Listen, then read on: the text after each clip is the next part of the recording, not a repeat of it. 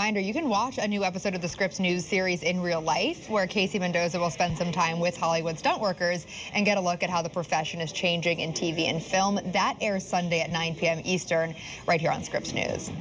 All right, and that'll do it for us here on Morning Rush on this Friday. I'm Lindsay Tuckman. Now let's send it to Scripps News Live with Veronica De La Cruz. Hey, Veronica, happy Friday Lindsay, to you. Happy Friday to you, too. You know, who knew it was so difficult to become a stuntman?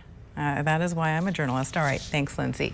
Well, right now, the entire country is awaiting a move from the Supreme Court as the Justice Department presses the court to protect access to the abortion pill. Well, we know right now about the emergency filing from the Biden administration. Also, firefighters rescuing babies from waist-high water as South Florida is inundated with more than 26 inches of rain in just one day.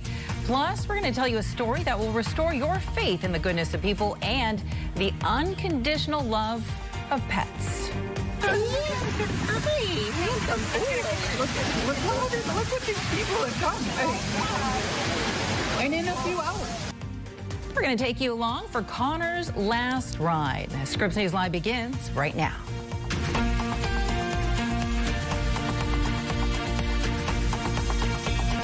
We have lots of news to get to at this hour, but we begin right here with some breaking news coming from the Justice Department. Attorney General Merrick Garland announcing charges against more than 24 members of a notorious Mexican cartel.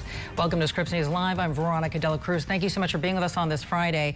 Now, all 28 people charged in these new indictments are connected in some way to the fentanyl crisis here in the United States. According to the Attorney General, leaders of the Sinaloa cartel are named in these indictments, as well as the cartel's chemical suppliers, lab managers, traffickers, financiers, and others. 8 of those defendants are now in the custody of our international partners. We will be seeking their extradition to the United States to face charges in federal court. And we will be working closely with our partners in the government of Mexico to seek the extradition of other defendants. The United States government is using every tool at its disposal to combat the fentanyl epidemic. Also named in the indictments are 3 sons of the infamous drug trafficker El Chapo, men who the DOJ say have earned a reputation of being more violent and vicious than their notorious father. And more news now to get to from the Justice Department at this hour. It is asking the Supreme Court to step in and protect access to the abortion drug mifepristone. This coming just one day before an appeals court ruling that would restrict the drug goes into effect. This emergency request was made in conjunction with the maker of mifepristone, and both have been pressing the court to make a decision before midnight tonight. Let's get you right out to Scripps News congressional correspondent Stephanie Liebergan, who joins us now live from Capitol Hill. And Stephanie, I know that you've been watching this closely, so go ahead and break down what the request is from the Justice Department right now. Why are they making this request exactly?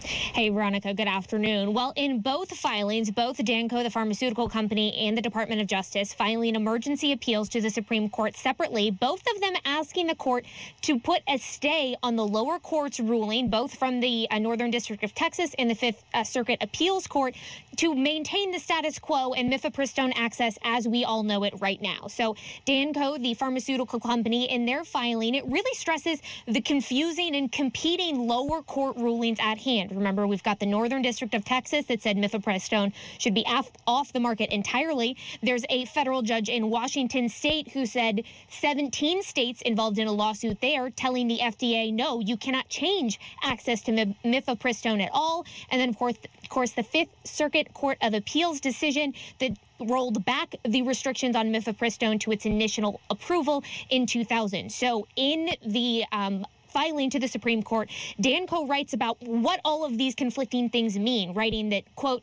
the result is an untenable limbo for Danco, for providers, for women, and for the healthcare systems, all trying to navigate these uncharted waters. And all after plaintiffs waited years and years before claiming irreparable injury and a need for an emergency injunction avoiding the decades-long status quo.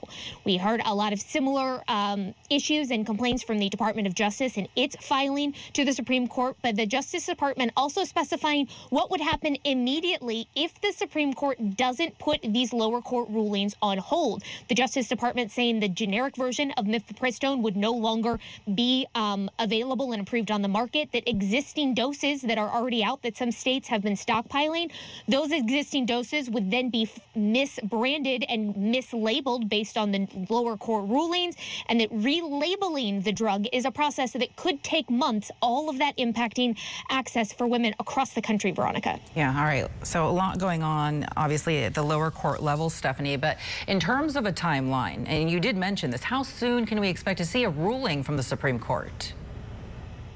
Well, the Department of Justice in its appeal officially notes the 1 a.m. time frame is where they're asking the justices to act before that point, because it's at 1 a.m. tomorrow, so overnight tonight, when some of these lower court rulings and their impacts would go into effect. Now, it's really up to the justices how quickly they want to act. The Supreme Court certainly can act quickly when it needs to. Both of the appeals from Danco and from the Department of Justice went to Justice Alito. He is the justice who oversees appeals from the Fifth Court Circuit. But remember, Alito is also the justice that wrote the Dobbs decision that overturned Roe v. Wade. But I would expect in this case, Alito probably to bring these emergency stay requests to the fuller court for them to consider these stay requests as a whole. All right, Stephanie Brigham reporting live for us from Capitol Hill. Stephanie, always appreciate it. Thank you. In Florida now, a bill banning abortions in the state after 6 weeks has now become law. Florida Governor Ron DeSantis making good on a promise to sign that bill as soon as it hit his desk. He did so last night, just hours after it cleared a vote in the Florida House. In the meantime, last night's vote didn't come without drama. While lawmakers were voting inside the House chambers, abortion access advocates were demonstrating outside. Those protests getting so heated that at one point lawmakers had to briefly pause proceedings.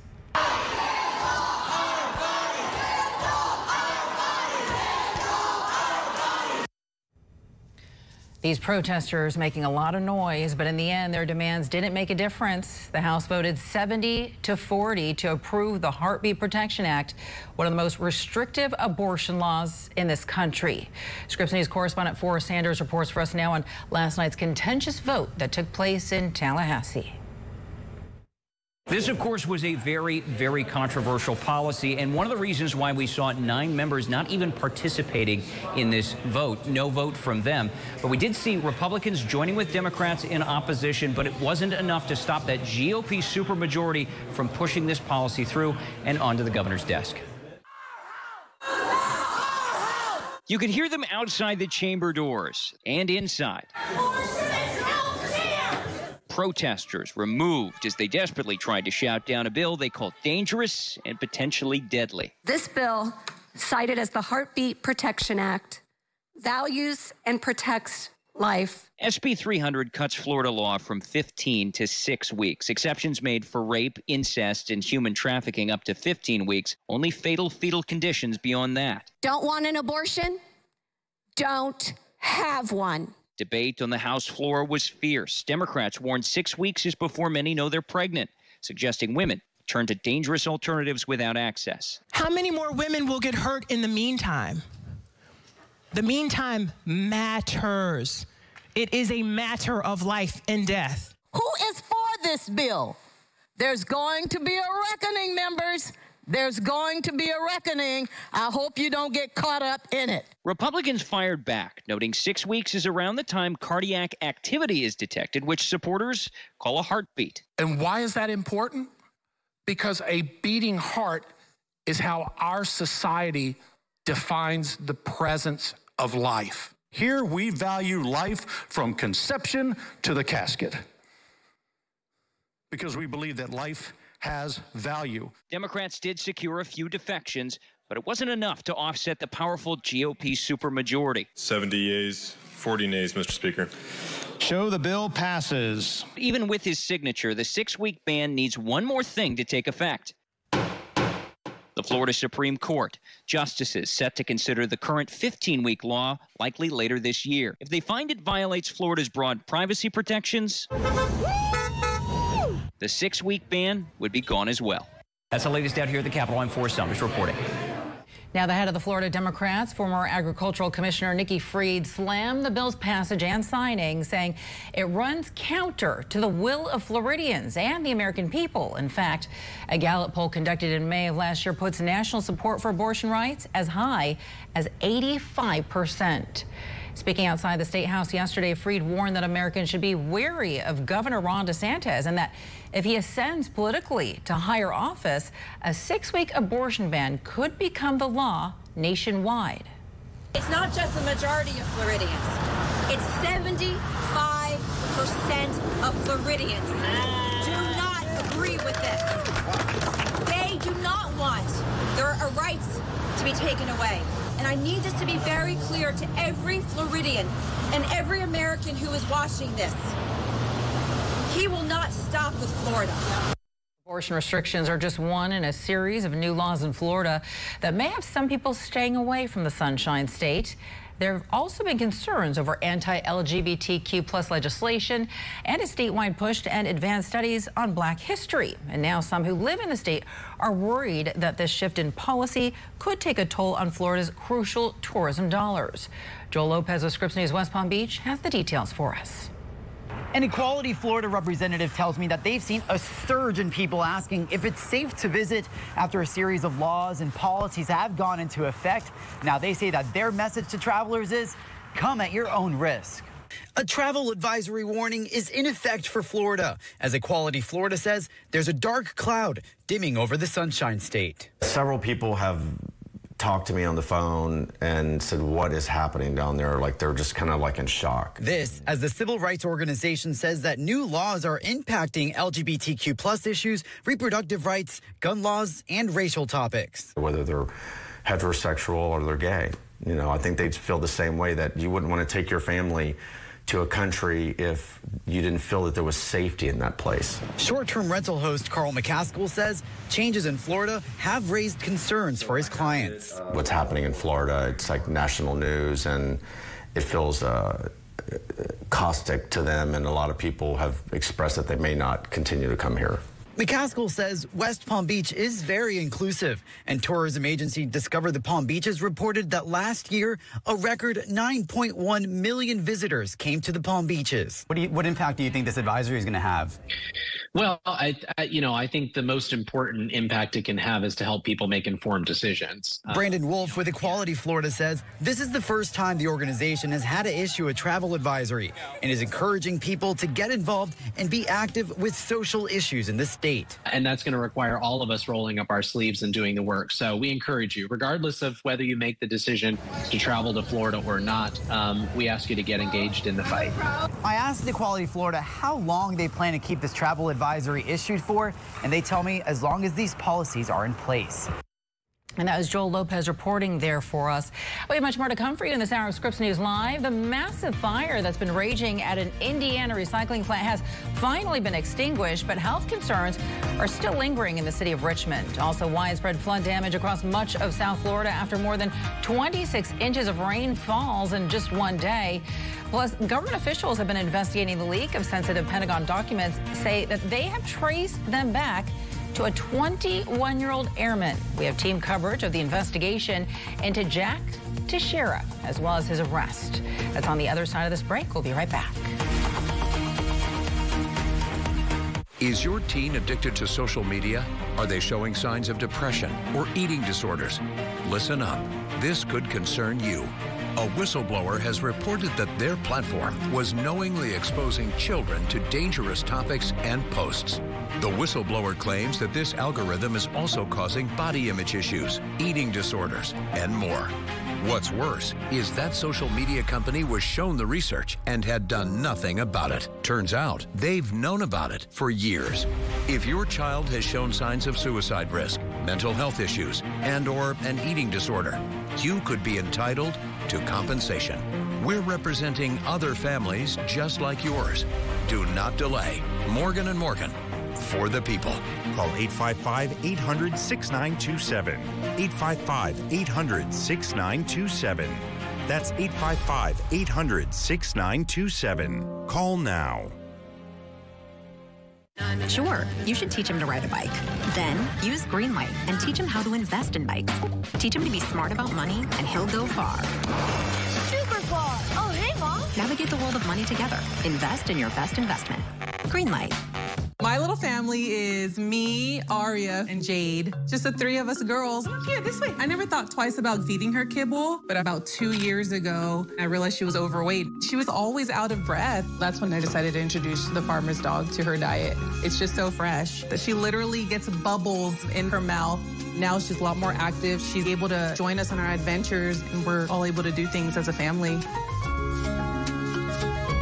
Get started at betterforthem.com.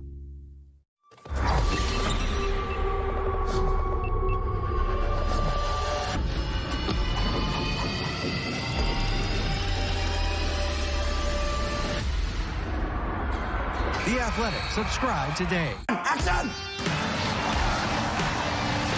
Stunts have become more specialized because everything has to be bigger and better. What was the moment where you decided you want to be a stunt driver? Oh my gosh. Oh, it's happening. We're just very fortunate to have been able to work on Everything Everywhere All at Once. I'm still very starstruck, to be honest. Next Gen Stunts on In Real Life. New episode Sunday night at 9/8 Central. Only on Scripps News. The international manhunt behind the leak of critical Pentagon documents concerning the war in Ukraine is now over. Investigators following the trail of evidence didn't find a sophisticated network of Russian hackers at the end of it. Instead, all that footwork led law enforcement to this man, 21-year-old Massachusetts Air National Guardsman Jack Teixeira.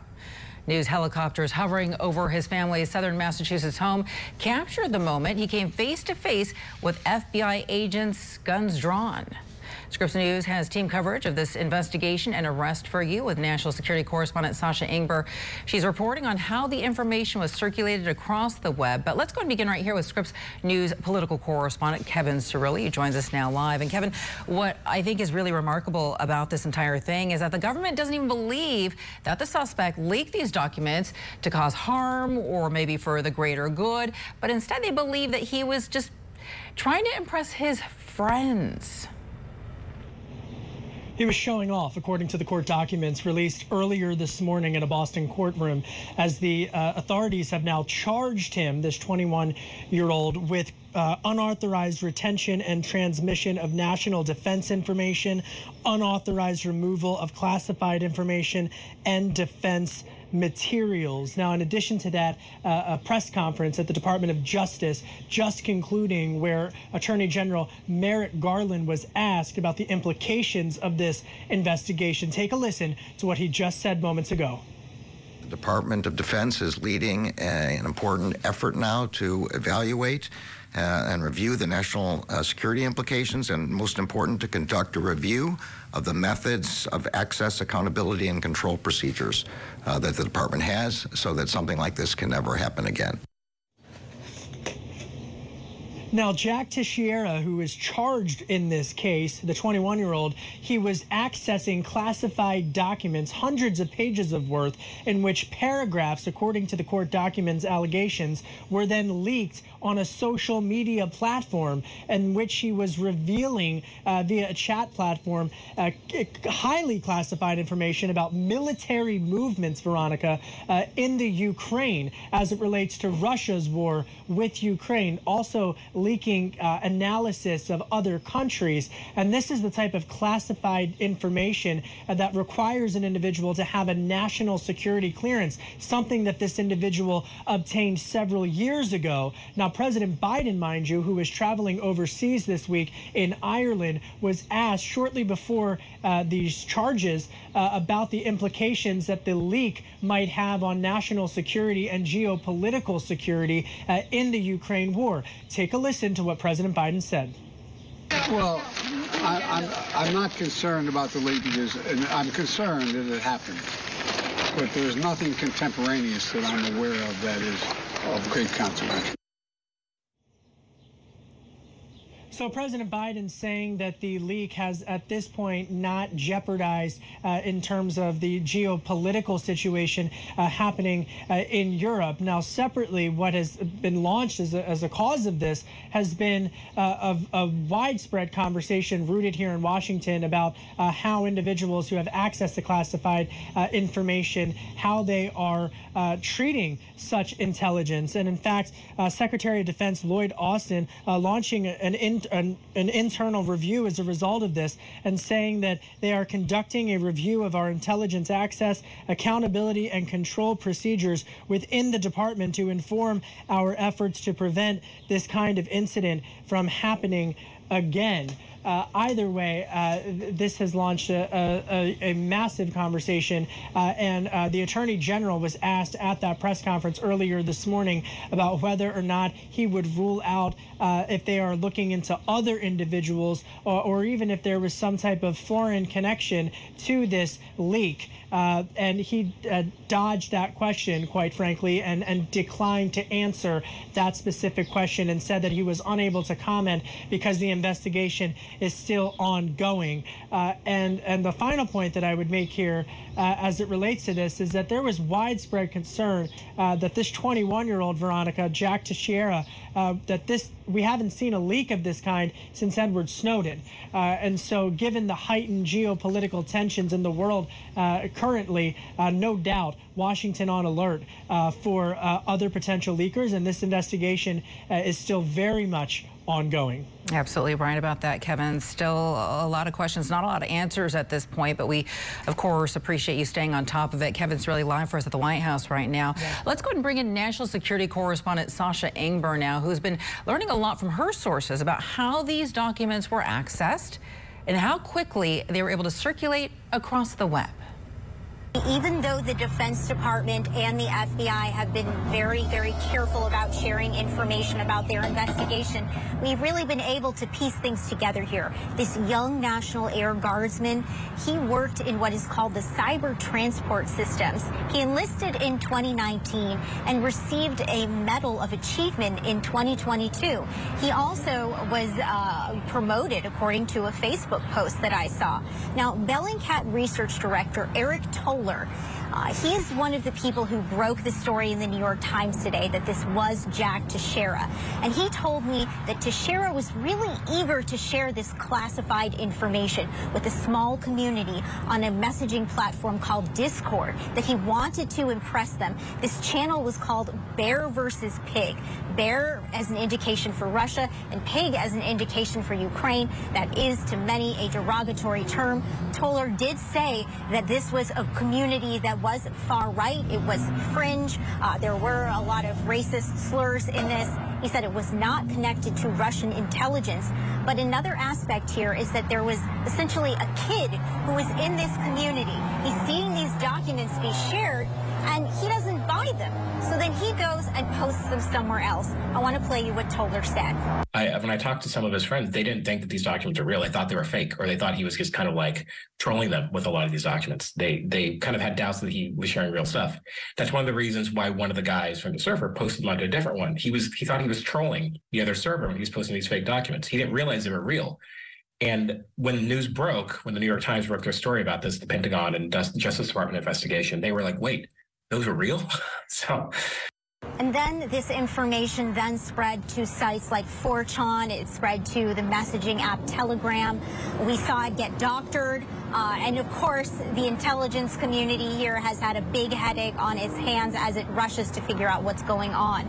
The Washington Post reported last night on a video that we have not seen that has to do with this alleged leaker supposedly shouting racial slurs and firing a rifle on camera. Now, the real question here is how exactly did the U.S. intelligence community go so long, months, as early back as late of 2022, without noticing this? And why did this man have access to so much? Let's remember, this guy is 21 years old. Well, certainly digital forensics played a big role in trying to understand who he was and what he was up to. A former senior intelligence official tells me that today the scraping technology that has been used on social media to try to monitor these officers, something that happens in-house and is also farmed out to other companies, that it's missing the mark. And the thing is, this was a private channel, so you need to go through legal pathways to even be able to monitor that. There's also a new vetting system that came about in 2018 that also didn't seem to catch him before all of this happened. All right, Sasha, thank you so much. Sasha Ingber reporting there for us.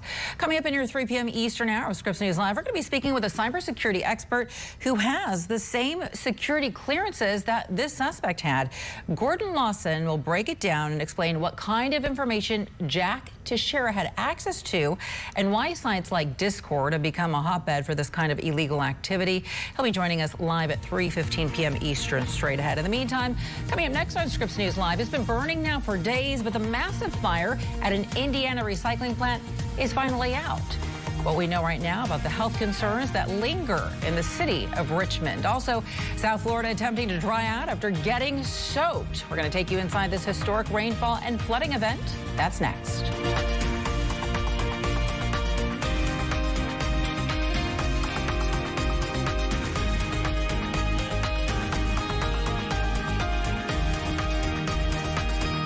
Hi, I'm Kirk Kaiser, and did you know the average funeral costs around $10,000? And if you don't have enough insurance to cover funeral costs, credit card debt, and other expenses, your family is going to get stuck with the bill. Don't let that happen. Call right now. And if you're over 50, you can get up to $30,000 in affordable life insurance, and your acceptance is guaranteed. That's right. If you're over 50, you can't be turned down for this insurance, regardless of your health. Plus, there's no medical exam and no health questions. Your rate will never go up. Your coverage will never go down. And rates start as low as $5 a week. Your coverage begins as soon as your application is received. Don't wait until it's too late. Just call 800-760-7793. Coverage is guaranteed regardless of your health and cannot be canceled without your approval. Don't leave your family with a huge bill for your funeral. With one fast and easy call, get up to $30,000 in affordable life insurance to help cover funeral expenses and credit card debt, and maybe even leave something for your kids and your grandkids. Remember, if you're over 50, you can't be turned down, regardless of your health. There's no medical exam and no health questions. Best of all, your rates start as low as $5 a week, and your rate will never increase. Nothing is more important than family. So don't leave them with a lot of bills to pay when you're gone. Don't leave your family with a lot of bills to pay for your funeral. Call right now. Acceptance is guaranteed. Call right now. Call now. Call 800-760-7793. That's 800-760-7793. Who needs pet insurance? Take Lucy. A leg sprain cost her mom $600 in vet bills. Butterbean's tiny sneezes turned into a $1,000 respiratory infection. Eddie ate a $4,000 sock. Pet insurance from Physicians Mutual Insurance Company can help with vet bills for these guys and for your pets too, no matter what their age or breed. This coverage pays for things like emergencies, hospital stays, surgeries, even wellness with no lifetime limit on benefits. You can see any vet you like and get up to 100% reimbursement. So now your pets can get all the care they need to live a happy, healthy life. Because when a cutie like this needs to go to the vet, you'll want to be prepared. Help protect the pets you love with coverage from Physicians Mutual Insurance Company. Call or go online now for all the details. Physicians Mutual, Physicians Mutual. We need a small business loan fast. I got this. Loan cannon! There's a better way to get a fast small business loan. Go to OnDeck.com, and if approved, get your funds as soon as the same day. Your loan is on deck. Confused by all the Camp Lejeune toxic water commercials? Let me answer some of your questions. Are claims filed against the U.S. Marine Corps? No, the U.S. government has set aside billions of dollars for those who have suffered. The Marine Corps will not be impacted. Will a Camp Lejeune claim affect my VA benefits? No. According to the VA, your right to VA benefits will remain intact. If you have questions about a Camp Lejeune claim, call the Driscoll firm now for a free consultation. 1-800-273-4800. Do you have a box of videotapes, film reels, or photos that are degrading? Legacy Box professionally converts them to DVDs, thumb drive, or the cloud. Legacy Box is simple and safe, with over 1 million satisfied customers. Visit legacybox.com.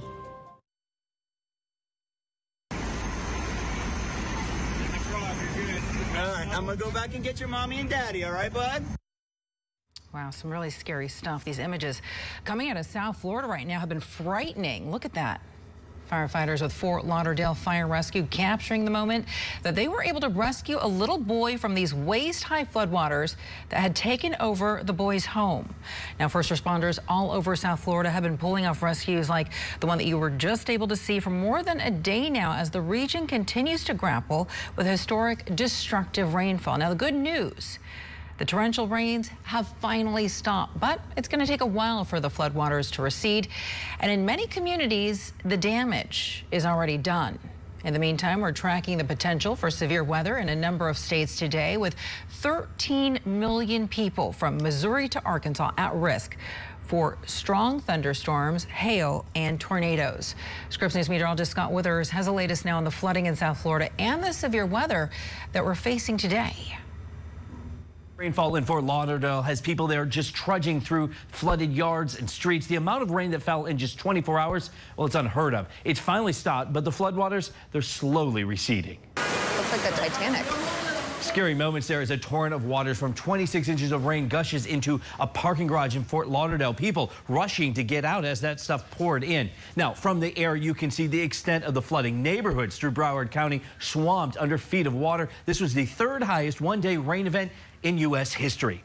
The Fort Lauderdale airport's underwater. You can see there on the tarmac, inspectors checking the runways at the airport to make sure it wasn't damaged before they could reopen it. Now, more flash flooding in the upper Midwest. Temperatures in the 80s causing rapid snowmelt, flooding farms. Police encouraging everyone to stay off the roads because roads are, well, they're just being washed away. In North Dakota, the snow melting so fast, neighborhood roads turning into rivers. That little guy right there, the 4-year-old, making the best of it, casting out a line. Unfortunately, didn't catch anything. Salt Lake City lining the roads with sandbags as water from the quickly melting snow in the mountains is just creating a torrent of floodwaters down through the streets, turning into raging rivers. Water, fortunately, staying out of the house. On the national satellite, you can see the moisture there still streaming up into the area, into the Rockies there, and it's mixing with some cold air. That's giving us a snowstorm way up there in Wyoming, causing some snow there. This is going to move east, but keep an eye right there. That is the area you want to walk on. That line, that's where we're going to see the storms, the severe weather popping up later today. Is that moisture, the warm air, the cold air, they all collide.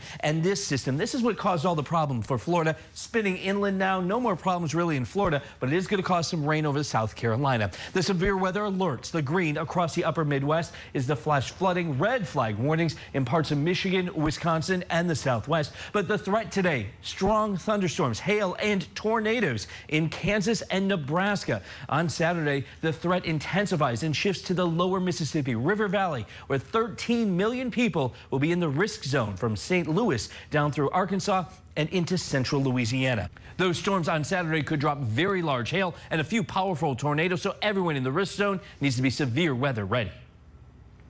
Now to Indiana, where officials there say an industrial fire that forced thousands of people to evacuate their homes has now been fully extinguished. It started on Tuesday at a plastic recycling plant in Richmond. Officials say they will now test the air and water to determine whether residents can return home safely. Many have already expressed concerns about the fire's potential impact on their health, and so far, the EPA hasn't detected toxic compounds, but the state fire marshal says the smoke plumes were, quote, definitely toxic. And the cause of that blaze in the meantime remains unclear, but some city officials blame the building's owner for not addressing the factory's fire hazards.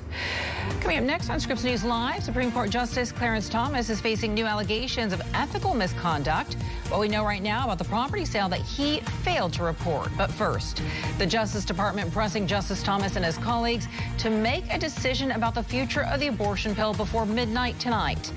We'll have the details when Scripps News Live comes back.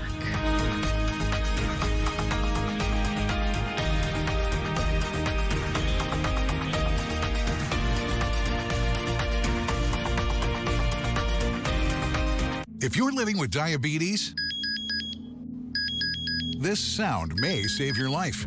A continuous glucose monitor provides glucose readings and alerts you in real time to potential lows and harmful spikes without painful finger sticks. It's easy, convenient, and proven to lower your A1C. If you administer insulin, you may qualify for a continuous glucose monitor at no cost to you. Call now. It could save your life. Just call 800-233-6176. This new GCM technology immediately eliminates your pain and helps you make better diabetes treatment decisions. That means no more guessing. It's easy to see your glucose number any time of the day. Call now and get free shipping. Plus, we'll bill your insurance company for you. Satisfaction guaranteed. Don't wait until it's too late. Take control of your diabetes now.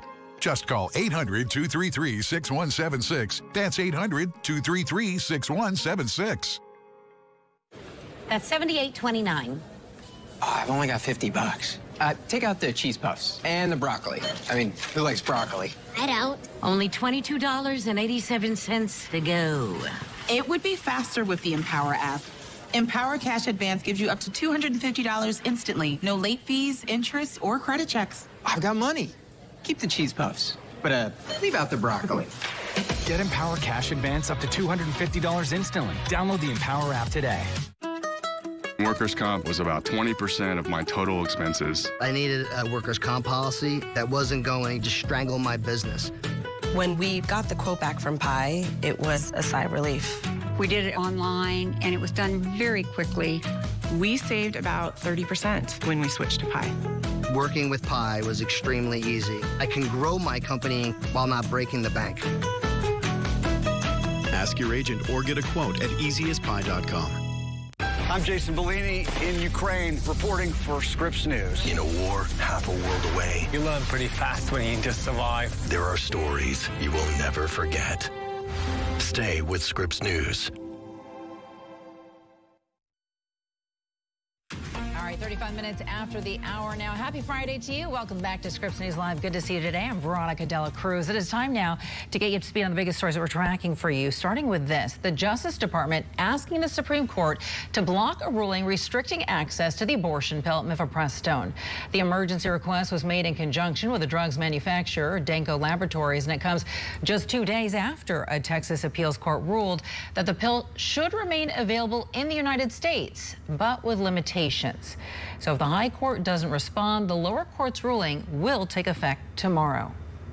In the meantime, new details surfacing about the financial relationship between Supreme Court Justice Clarence Thomas and a Republican mega donor. According to ProPublica, billionaire Harlan Crow bought 3 real estate properties from Justice Thomas in 2014. Thomas received more than $133,000 from the sale, but failed to report it. Ethics law experts say that his actions appear to violate the law. This follows earlier reporting that Thomas didn't disclose luxury vacations that were paid for by Crow. The Supreme Court is rejecting an emergency plea in the meantime from private universities to block a $6 billion student loan settlement. Student loan borrowers sued 3 schools, arguing those loans should have been canceled because the institutions misled them. A judge sided with the borrowers last year to have their debt canceled. The colleges wanted the high court to hold the settlement, but the justices refused. This case is unrelated to lawsuits challenging President Biden's forgiveness program. All right, so Americans have until July 17th to claim old tax refunds from 2019. The IRS is saying nearly 1.5 million of you have yet to claim your refund, and that totals, get this, almost $1.5 billion. The agency has a 3-year deadline for people to claim that money, and the deadline and the federal tax filing deadline are typically on the same day. But officials have extended the deadline this year because of the COVID pandemic. Now, while some people are scrambling to claim their old refund, procrastinators, listen up. You have a Tuesday deadline to file your 2022 tax return. The IRS is warning that some filers will receive a smaller refund this year, and data shows that the average refund is $300 less than it was last year, which is a 10% decline. Now, the change is partly due to pandemic-era relief programs that are expiring. Brandon Arnold is the Executive Vice President of the National Taxpayers Union and joins us now live. Brandon, thank you so much for your time today. Thanks for having me. All right, Brandon, so who does this impact? Should everybody be bracing themselves for a smaller refund this year? Does this apply to all Americans? It'll apply to a lot of Americans. Millions of Americans are going to be affected by this because, as you said, the child tax credit went down in value from 2021 to 2022. We increased that during the pandemic from $2,000 up to $3,000 or $3,600 if you had younger children. That reverted back to $2,000 last year. That's going to affect millions of Americans. There are a few other provisions, including less generosity when it comes to charitable giving for tax purposes. That is also going to take a bite or maybe a nibble out of some people's tax refunds. And as well, we also have the stimulus payments. Those stimulus payments that went out in 20 and 21, those are gone. So people didn't get those in 2022. A lot of people received those in the form of direct deposit, but some Americans got those when it came to settling up their taxes on tax day. So for all of those reasons, we are going to see smaller refunds. We've already started to see smaller refunds to the tune of several $100s on average. All right, do you have any good news for us here? Because it seems like every year the tax code changes, right? Like you just said, what, the child tax credit went down, charitable giving, that went down as well. Why is the tax code always changing? And do you have any good news? Is there any good news in terms of a credit that Americans might not know a lot about? Well, if you like getting audited, I have very good news for you because the IRS just got a huge budget increase. And that means that it's really, really important for Americans, to be serious here, really, really important for Americans to make sure that they double, triple, quadruple check their taxes before submitting them, because you don't want any red flags that may trigger not just a delay in getting your refund, but potentially an audit. So you want to make sure your taxes are completed in a very accurate fashion. And if you can, by all means, do them electronically. You're less likely to make errors, and you're more likely to have those tax returns processed in an expeditious fashion if they are done electronically. A little more than 90% of tax returns are filed electronically these days, but there's still millions that come in a paper fashion, and the IRS trudges through those in a very slow, archaic manner that you do not want to subject yourselves to if you can all avoid it. All right, you know, no one wants to get audited, so you raise a really, really important point there. No one wants to leave money on the table either. So what are your thoughts? Is it better to itemize your deductions, or is it better to just take this standard deduction to avoid potentially being audited? Well, you wouldn't want to do that just to avoid being audited, because audit risks still remain relatively low, especially if you dot every I and cross every T. What you want to do is the revenue maximizing strategy here. So a lot of people, that means doing your taxes both ways and finding out which way yields a larger refund or a smaller tax liability. So it's smart to double check that work. You know, back in 2017, the Tax Cuts and Jobs Act, that doubled the standard deduction. So that meant that a lot of people moved into the standard deduction category. That's a much more streamlined fashion to complete your taxes. It's much quicker. It actually reduced compliance times. We saw people spending less time doing their taxes. Unfortunately, because the tax code has gotten significantly more complicated, in large part due to pandemic era policies, but also some big tax changes that took place under the last Congress and the Biden administration, we've seen tax complexity increase. People are spending more time than they used to completing their taxes, and that's really unfortunate. No, you got that right, because I'm going to spend the entire weekend doing my taxes. I'm one of the procrastinators out there. I know that April 18th is the tax filing deadline. I'm sure there are lots of people out there in the same boat. So what happens if someone isn't able to meet the deadline? What should they be doing right now? And what if they do miss the deadline? Well, you know, if you miss the deadline, you could be subject to penalties. You could have to pay interest on the amount that you owe the IRS. So you don't want to be late. Now, you do want to wait to the last minute if you owe the IRS money, because you want to hold on to those dollars as long as you possibly can before sending them off to the federal government. By contrast, if you are expecting a refund, you want to get that in as soon as possible. But the most important thing here is to make sure you do your taxes accurately and properly. You do not want to trigger an audit, and you do not want to have a back and forth with the IRS if they do happen to catch something, even if it's correct. But you don't want to have that back and forth with the IRS, because that can be very, very stressful and time-consuming. And that does happen. Sometimes the IRS finds red flags that are completely nothing burgers, but they, for whatever reason, trigger the IRS system, and that can create headaches. So you don't want to give the IRS any reason whatsoever to come knocking on your door. Yeah, no nothing burgers for sure. So Brandon, I want to ask you, because we know that we're going to see refunds decrease by about 10% or $300 a refund. Is this the norm moving forward? I mean, are we seeing this decrease because of the COVID pandemic, or should we just expect our refunds to get smaller and smaller and smaller every year?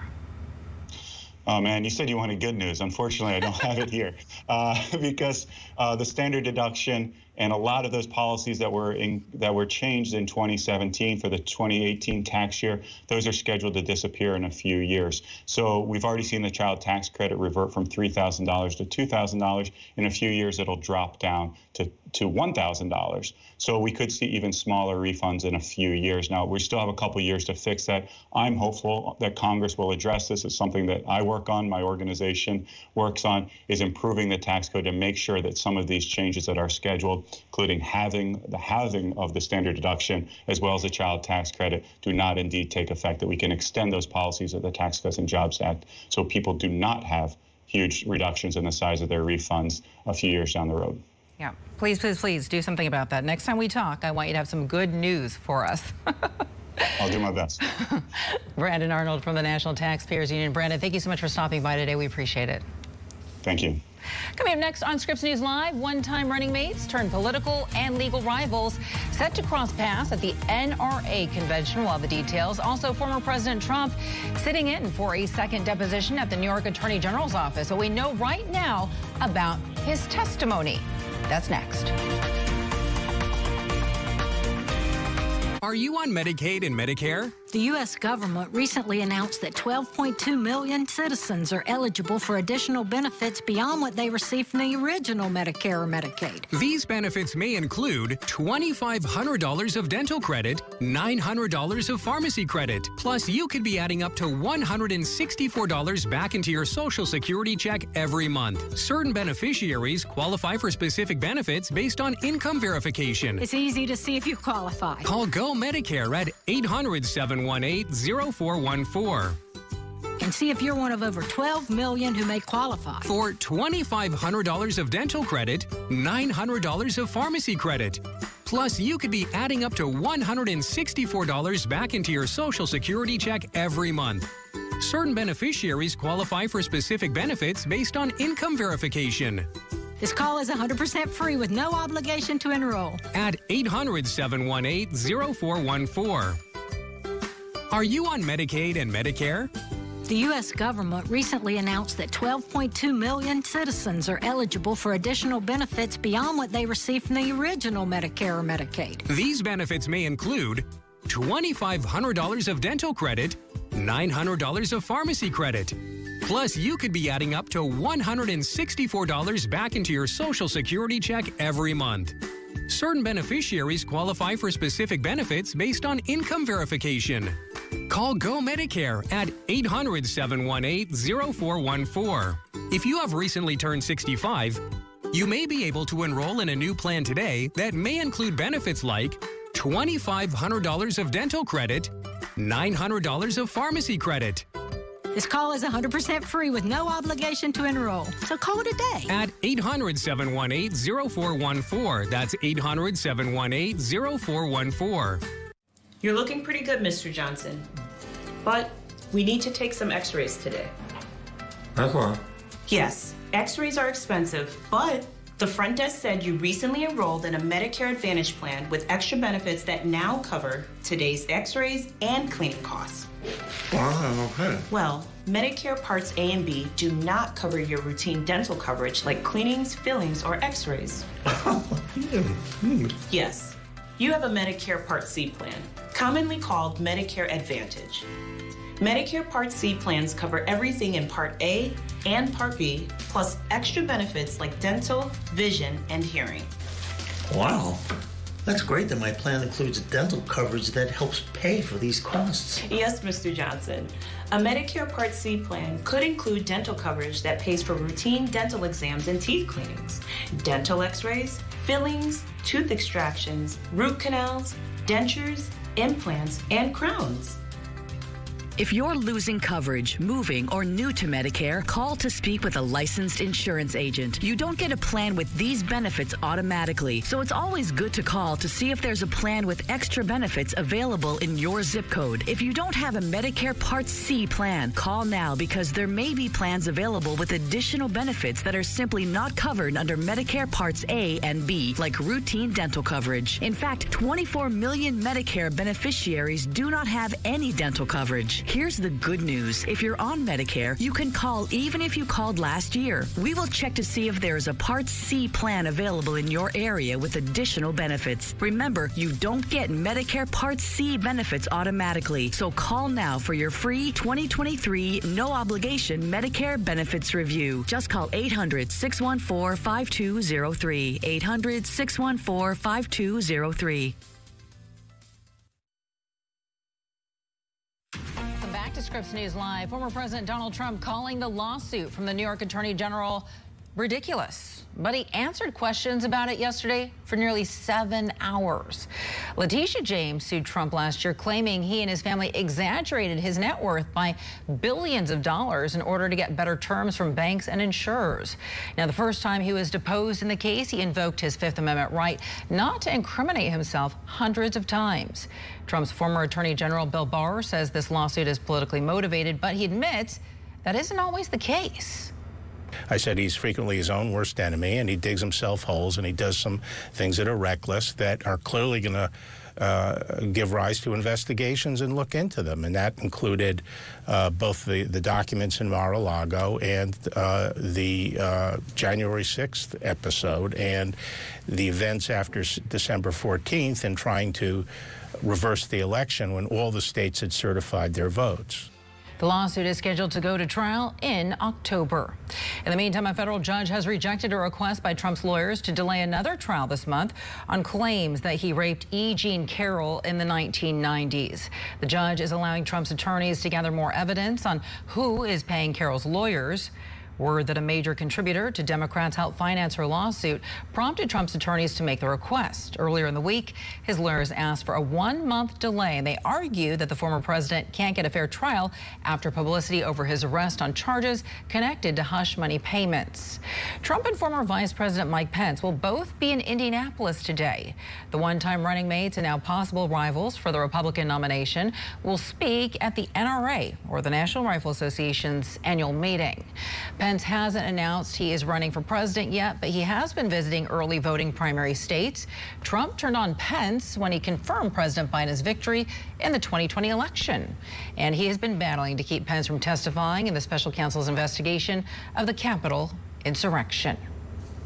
Up next on Scripps News Live, a story that's going to restore your faith in the goodness of people and the unconditional love of pets.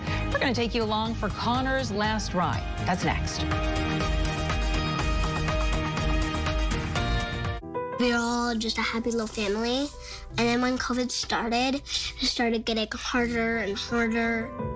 When I first heard of COVID-19, I was kind of scared. A lot of fear was, how are we going to pay the rent? What's going to happen with no money coming in? What are we going to do about electricity? What are we going to do about food and everything? And then they shut down the school. In these uncertain times, millions of children in America are wondering where their next meal will come from. The only time they eat is at school. So when you take that food source away with a family that's already facing food insecurity, it has astronomical effects. Whether kids are in school or out of school, No Kid Hungry is always there. With help from caring people like you, we're partnering with schools and community groups to ensure children get the meals they need to grow, thrive, and succeed.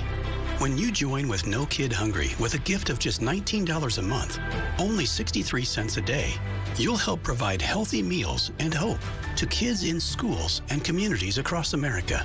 This is where those children are getting the bulk of their food, calories, and nutrition for the day, the week, the year. Please join us today to help end child hunger in America. Call or go online right now with your gift of only $19 a month. Use your credit card and you'll receive this No Kid Hungry t-shirt to show you're a part of the team that's helping feed kids and change lives. What we will do is make sure that no one goes hungry on our watch. Thank you. The need to help our nation's children is as urgent as ever. So please, call this number or go online to helpnokidhungry.org to feed hungry kids today.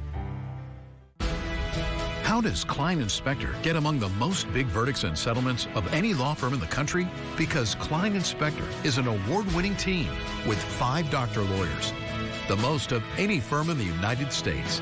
And that's why the New York Times calls Klein Inspector a powerhouse law firm. So if a defective product, motor vehicle accident, or medical malpractice caused a catastrophic injury, call Klein Inspector. This is the Momsticle course. You gotta be quick, have your hands free, and always remember piano lessons. We're late.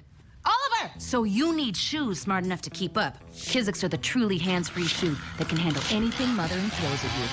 Where did you get that chainsaw? Amazon? It's time to upgrade to the original hands-free smart shoe. Free shipping, free returns, free the whales, free Britney. You get the point. Get your own Kizik's today.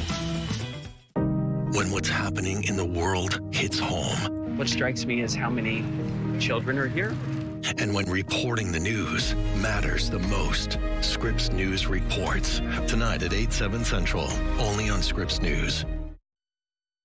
All right, a question for you. How do you repay a pet for a lifetime of love and companionship?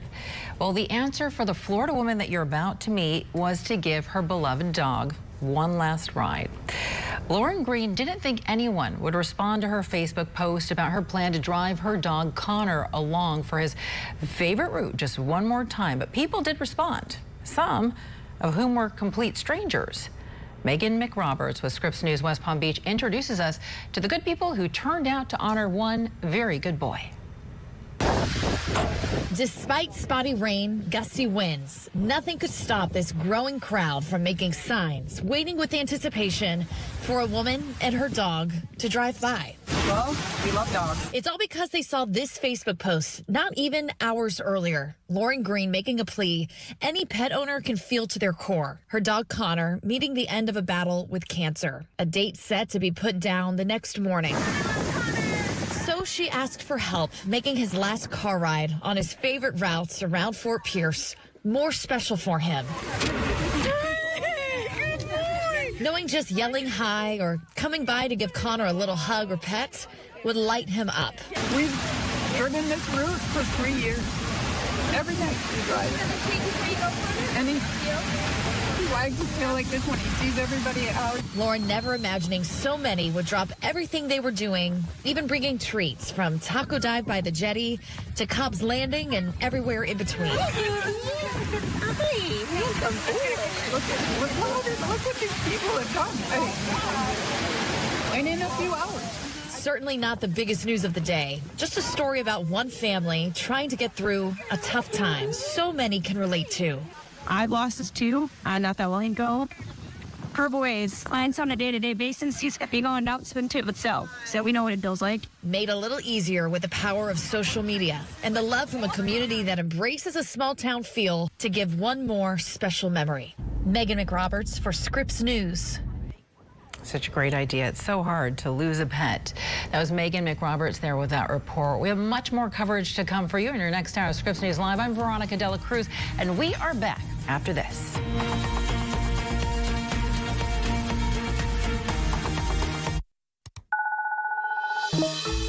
Hey, Caleb, what's going on? Homework. I'm supposed to learn how to cook a soufflé. Ooh, French. Impressive. Oui, vous devriez l'apprendre. Ça vous fait paraître plus intelligent. I have no clue what you're saying. Yeah, I said that you should learn French because it makes you sound smart. I got you. You know what else is smart, Alec? Donating to Shriners Hospitals for Children. I thought you'd say that. And you know what? You're right. Just think what it would be like if people didn't support Shriners Hospitals for Children every month. I don't even want to think about it. I know so many kids whose lives are completely different because of the specialized care Shriners Hospitals for Children provides. Yeah, like Sebastian, who can stand now. Yeah, and the best part is it's so easy to become a monthly supporter. All you need to do is call the number on your screen or go to loveshriners.org. Your support will make sure our amazing doctors and nurses keep helping kids like us who need them now and in the future. Hey, Alec, do you think I could try this part? Go for it, buddy. When you call right now and give $19 a month, only 63 cents a day, we'll send you your very own Love to the Rescue blanket as a reminder of all the kids you're helping every day. Your monthly support makes a huge difference for kids like us. So please, call now or go to loveshriners.org to give. On behalf of all the kids you're helping, Alec and I just want to say thank you. You got that right. Thank you so much. Please call the number on your screen or go to loveshriners.org with your monthly support right away. Your support shows you care too.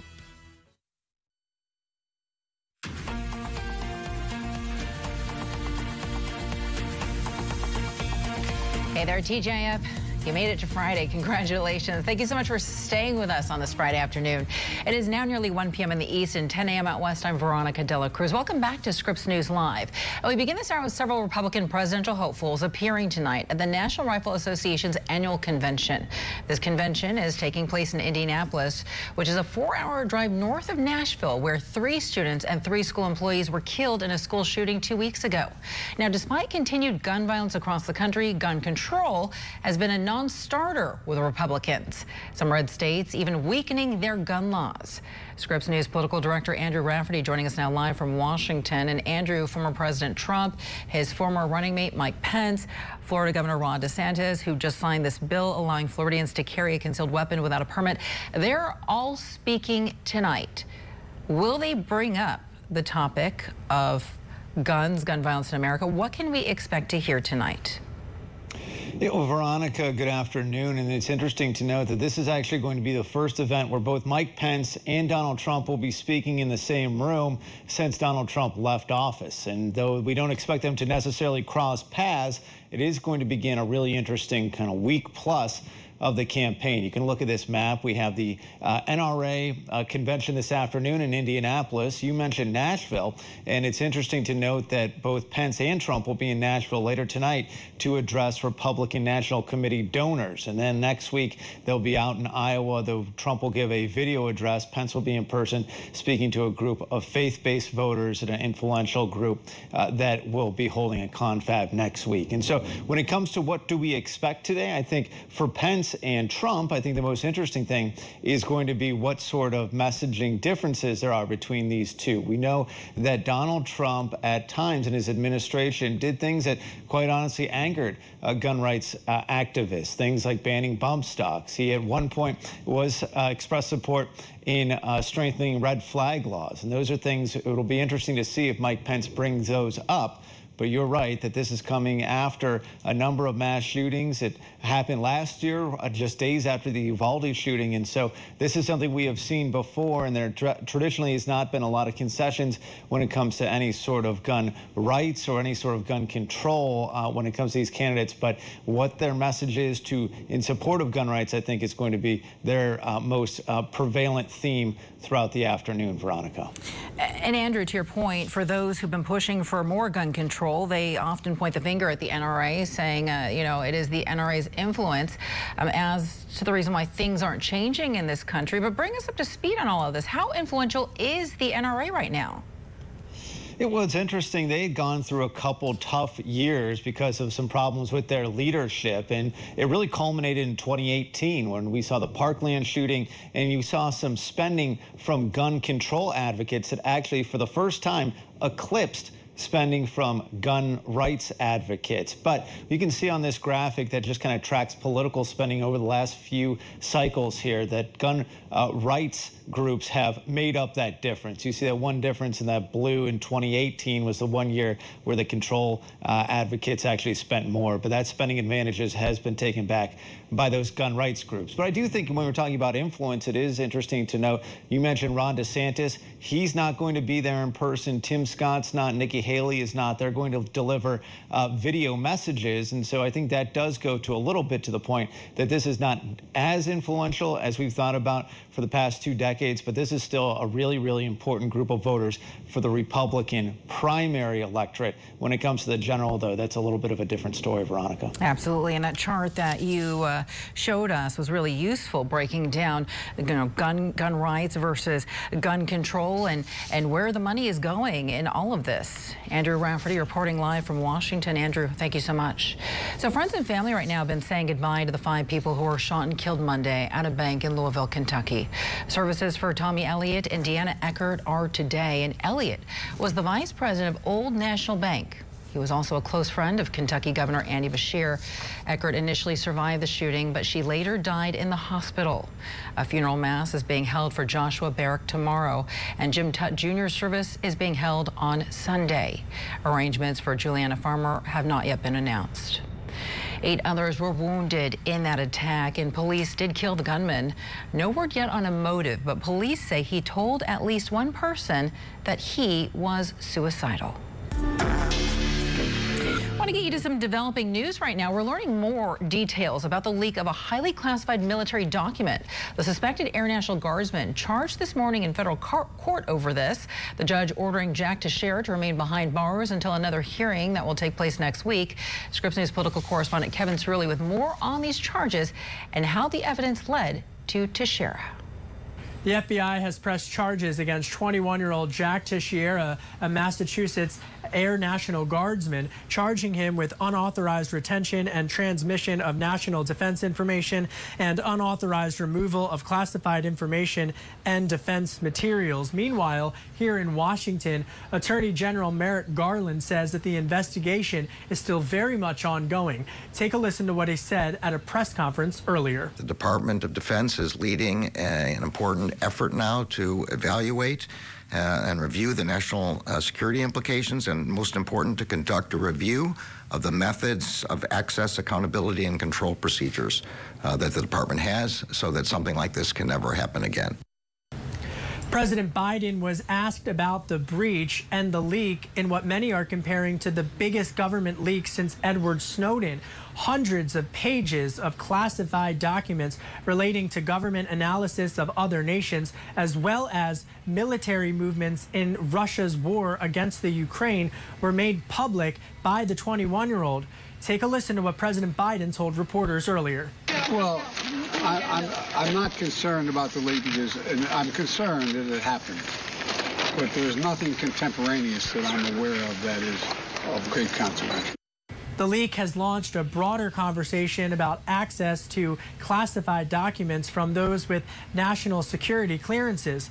The Secretary of Defense, Lloyd Austin, saying that they have conducted a review of our intelligence access, accountability, and control procedures within the department to inform our efforts to prevent this kind of incident from happening again. Kevin Cirilli reporting from the White House, Scripps News. Kevin Cirilli reporting there for us. Coming up in your 3 p.m. Eastern hour of Scripps News Live, I'll be speaking with a former naval officer who's now a cybersecurity expert who has the same security clearance as Jack Teixeira. And he's going to explain what kind of information Teixeira had access to and why sites like Discord have become a hotbed for this kind of illegal activity. Again, he's going to join us live at 3:15 p.m. Eastern straight ahead. So the Justice Department has been asking the Supreme Court to step in and protect abortion access. The Biden administration filed an emergency application to the High Court asking it to pause parts of an appeals court ruling that would limit access to an abortion pill. The maker of the drug mifepristone also made the same emergency request to the Supreme Court.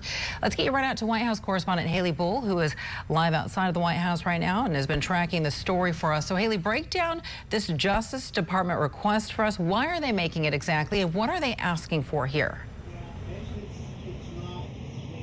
Good afternoon, Veronica. They are looking for quick action from the Supreme Court, asking the court to keep things as they are, or rather before these rulings, pending a review, warning that otherwise parts of the rulings this week will take effect at 1 a.m. Those are the sections that would prohibit the prescription through the mail and would require in-person doctor's visits as a condition. Now, in its filing today, the Justice Department stressed the lower court's actions are unprecedented, talked about the disruption and harm they believe that would ensue from this decision. Specifically, the department warns of what it calls chaos, saying the doses would be misbranded, something that would take months to fix, and generic versions would immediately no longer be approved. Now, I want to read part of that filing for you. It states, quote, if allowed to take effect, the lower court's order would thwart FDA's scientific judgment and undermine widespread reliance in a healthcare system that assumes the availability of mifepristone as an alternative to more burdensome and invasive surgical abortions. Those harms would be felt throughout the nation because mifepristone has lawful uses in every state, even those with restrictive abortion laws. It goes on to say the rushed and scattershot courses of this litigation since the district's court order is profoundly unsettling to drug sponsors, healthcare providers, patients, and the public, all of whom rely on the FDA's exercise of scientific judgment and orderly administration of the complex system of drug regulation.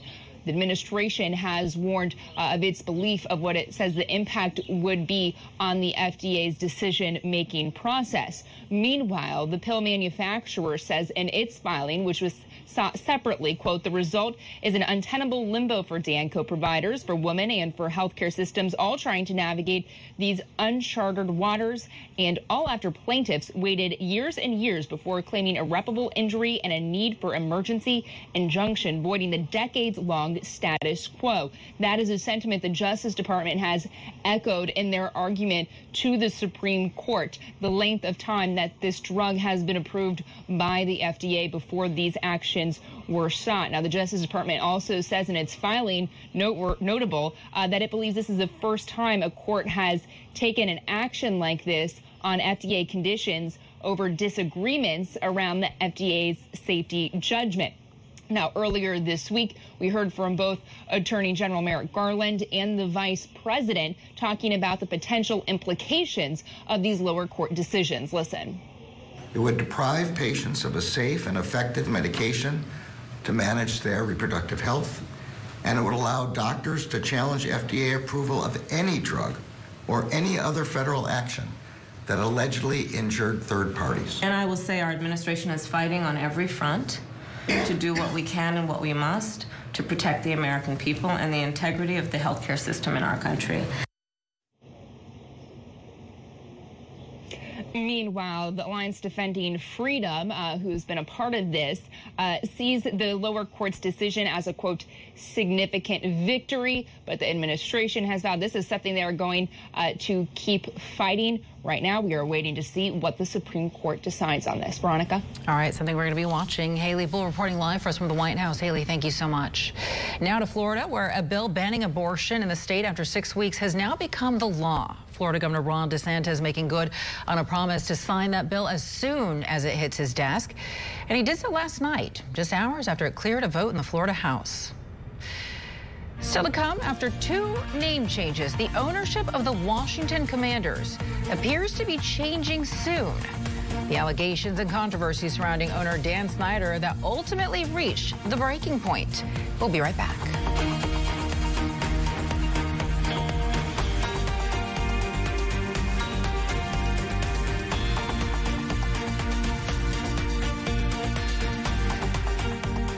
Do you spend hours maintaining your gutters? Save that time with LeafGuard's maintenance-free system. Call 1-833-2-GUTTERS.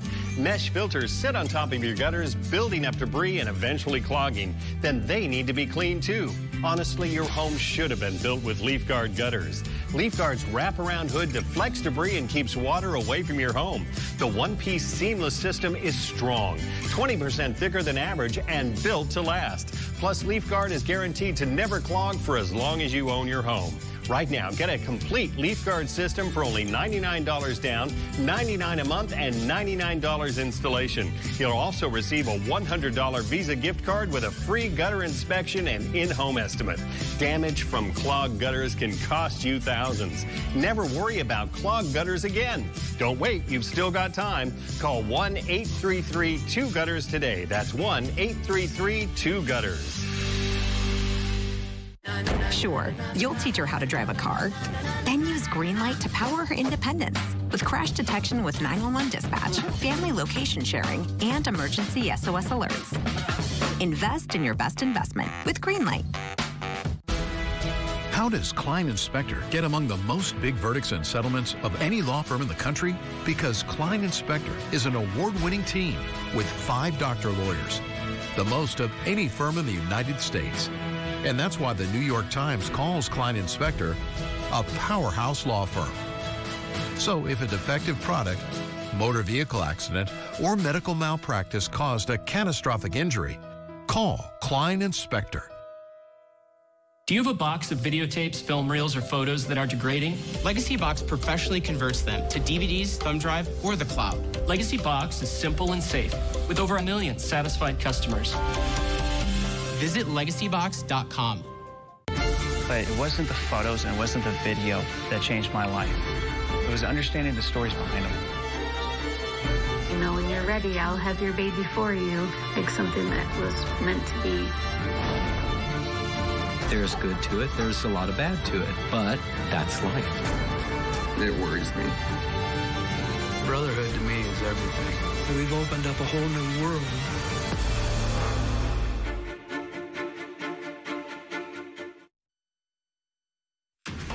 Washington Commanders will reportedly be sold in the biggest sale of a North American professional sports team ever.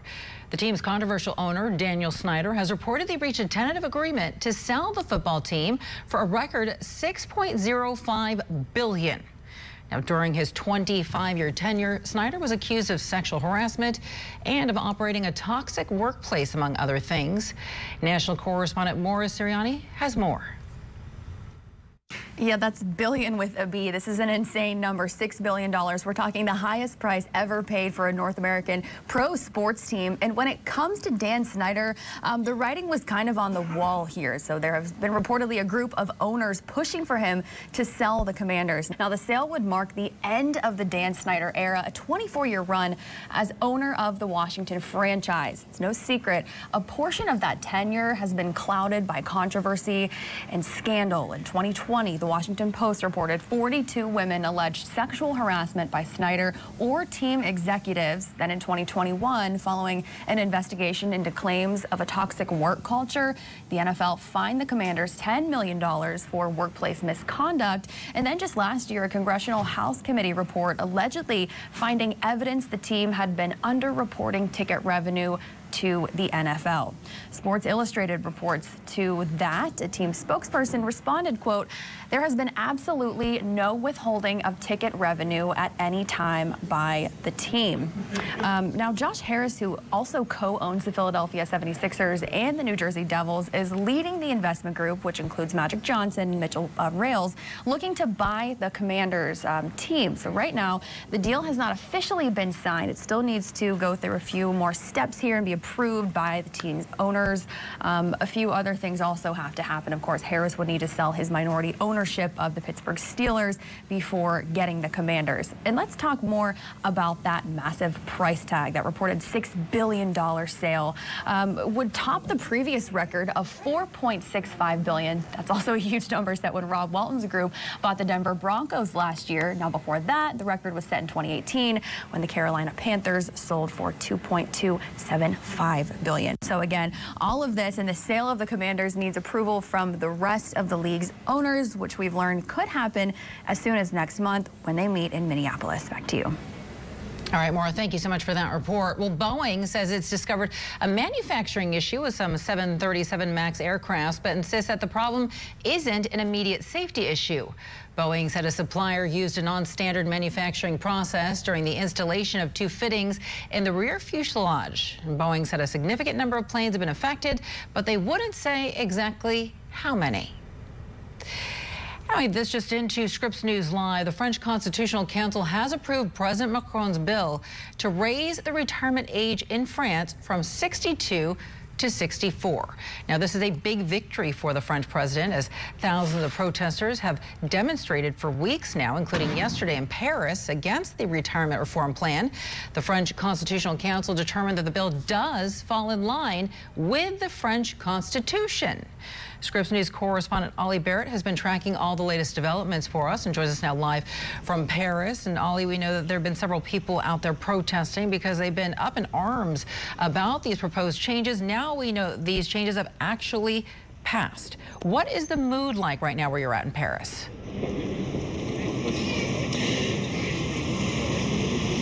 Yeah, it's interesting because right here at the Constitutional Council, where the decision has been taken, authorities have banned protesting. And so there's a huge police presence here and a huge presence of journalists as well, but not at the moment any protesters. They're a little bit down the road from here where they're allowed to demonstrate, and they are demonstrating, and they say they will continue to demonstrate. Unions saying they think there would be protests against these pension reforms through the weekend. Unions also organising a major protest march and rally on May the 1st, Labour Day, as well. So certainly among those people who oppose these measures, they say that that opposition is not going to go away. The protests aren't going to stop. The demonstrations aren't going to go away. The flashpoints we expect, therefore, will continue. Now, the government, from its perspective, hopes that this is a really significant moment and that some of those critics of this pension reform bill will decide that the Constitutional Council, now that it's made this decision, has effectively ended the battle, has ended the fight, that they've lost in this particular argument and might now focus their attention elsewhere. But certainly right now, unions and many of those protesters are saying the battle isn't over, despite what is a significant moment for the government and its reform plans. And Ollie, in moments like this, I think it's always helpful to get the backstory and all of this. If you could explain to folks in the United States why this is so upsetting for the French. You know, the retirement age here in the United States is 67. Has the retirement age always been lower in France? What is the backstory here?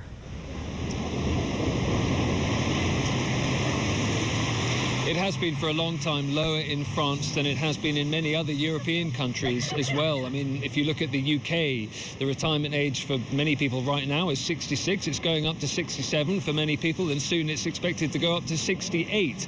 The French for a long time have really safely guarded their retirement age. Part of that is because for a lot of French people, they don't have the private pensions that you might see in many other European countries, in the United States as well. So many people really rely on that state pension, and they feel that it's their entitlement to receive it at the age of 62. They don't think that waiting to 64 in many professions, particularly manual labour, is a fair thing to have to do. So it's always been controversial, any attempts to raise the pension age here in France. Emmanuel Macron and his government say it's simply not sustainable. They say that if the pension age remains where it is at 62, that within 10 years or so, the pension system will be completely unsustainable, completely unaffordable, will be in deficit, running into billions and billions of euros every single year. So he says something has to change, and soon. One of the other areas of criticism of the French government has been that opponents say they've forced this through in an undemocratic way. So that's another element that makes all of this so controversial. But the French Constitutional Council has determined that this bill does fall in line with the French Constitution. So where do things lie in the meantime? What comes next for this bill?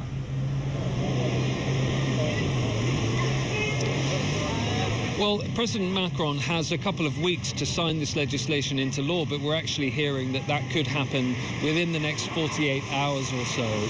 Next week, we think that President Macron will probably address the country at some point in some form and try and make the case again for these reform measures, try and explain to the country why he thinks they're necessary and fair. We also know that the Élysée Palace has invited the unions for a meeting with the president on Tuesday. Well, the unions are saying for now they won't be attending that meeting because they're going to continue their demonstrations and leading up to that big mass protest that they're trying to organise on May the 1st. So on the one hand, you'll have the government continuing to try and make the case, pushing ahead with this legislation now that the Constitutional Council has said that it's legal and appropriate. On the other side of the equation, the unions and many workers and protesters say that their fight continues. All right, Ollie Barrett reporting live for us from Paris, France. Ollie, thank you so much. Coming up next on Scripps News Live, we're going to meet a woman who says that her health scare after childbirth led to her business. I really was battling with depression, and I just wanted to feel good again. Why she has been encouraging more black women to adhere to the warning signs and take their health into their own hands. You're looking pretty good, Mr. Johnson, but we need to take some x-rays today. That's why. Yes, x-rays are expensive, but the front desk said you recently enrolled in a Medicare Advantage plan with extra benefits that now cover today's x-rays and cleaning costs. Wow, okay. Well, Medicare Parts A and B do not cover your routine dental coverage like cleanings, fillings, or x-rays. Yes, you have a Medicare Part C plan, commonly called Medicare Advantage. Medicare Part C plans cover everything in Part A and Part B, plus extra benefits like dental, vision, and hearing. Wow. That's great that my plan includes dental coverage that helps pay for these costs. Yes, Mr. Johnson. A Medicare Part C plan could include dental coverage that pays for routine dental exams and teeth cleanings, dental x-rays, fillings, tooth extractions, root canals, dentures, implants, and crowns. If you're losing coverage, moving, or new to Medicare, call to speak with a licensed insurance agent. You don't get a plan with these benefits automatically, so it's always good to call to see if there's a plan with extra benefits available in your zip code. If you don't have a Medicare Part C plan, call now because there may be plans available with additional benefits that are simply not covered under Medicare Parts A and B, like routine dental coverage. In fact, 24 million Medicare beneficiaries do not have any dental coverage. Here's the good news. If you're on Medicare, you can call even if you called last year. We will check to see if there is a Part C plan available in your area with additional benefits. Remember, you don't get Medicare Part C benefits automatically, so call now for your free 2023 no-obligation Medicare benefits review. Just call 800-614-5203. 800-614-5203. At Omaha Steaks, we do burgers differently. We take a premium aged steak like this and turn it into a pure ground burger like this. So this is actually a ribeye. This is a New York strip, top sirloin, beef brisket, and this is a filet mignon. For a limited time, our Burger Perfection flight comes with 20 big, juicy burgers, all for just $79.99, plus free shipping. Get it today at omahasteaks.com/TV. This is Burger Perfection, guaranteed. Municipal bonds don't usually get the media coverage the stock market does. In fact, most people don't find them all that exciting. But if you're looking for the potential for consistent income that's federally tax-free, now is an excellent time to consider municipal bonds from Henyon & Walsh. If you have at least $10,000 to invest, call and talk with one of our bond specialists at 1-800-465-8465. We'll send you our exclusive bond guide, free, with details about how bonds can be an important part of your portfolio. Henyon & Walsh has specialized in fixed income and growth solutions for 30 years and offers high-quality municipal bonds from across the country. They provide the potential for regular income, are federally tax-free, and have historically low risk. Call today to request your free bond guide, 1-800-465-8465. That's 1-800-465-8465. Bonobos presents A Course in Style with Justin Rose. Justin Rose, champion golfer with a champion swing. How does he do it? Well, let's take a closer look. Is it his flawless form, elite balance, consistent accuracy? Yes, and also those pants. Give me a little more of those pants, will you? Style, comfort, a great fit. These babies can do it all. Wherever your tour takes you.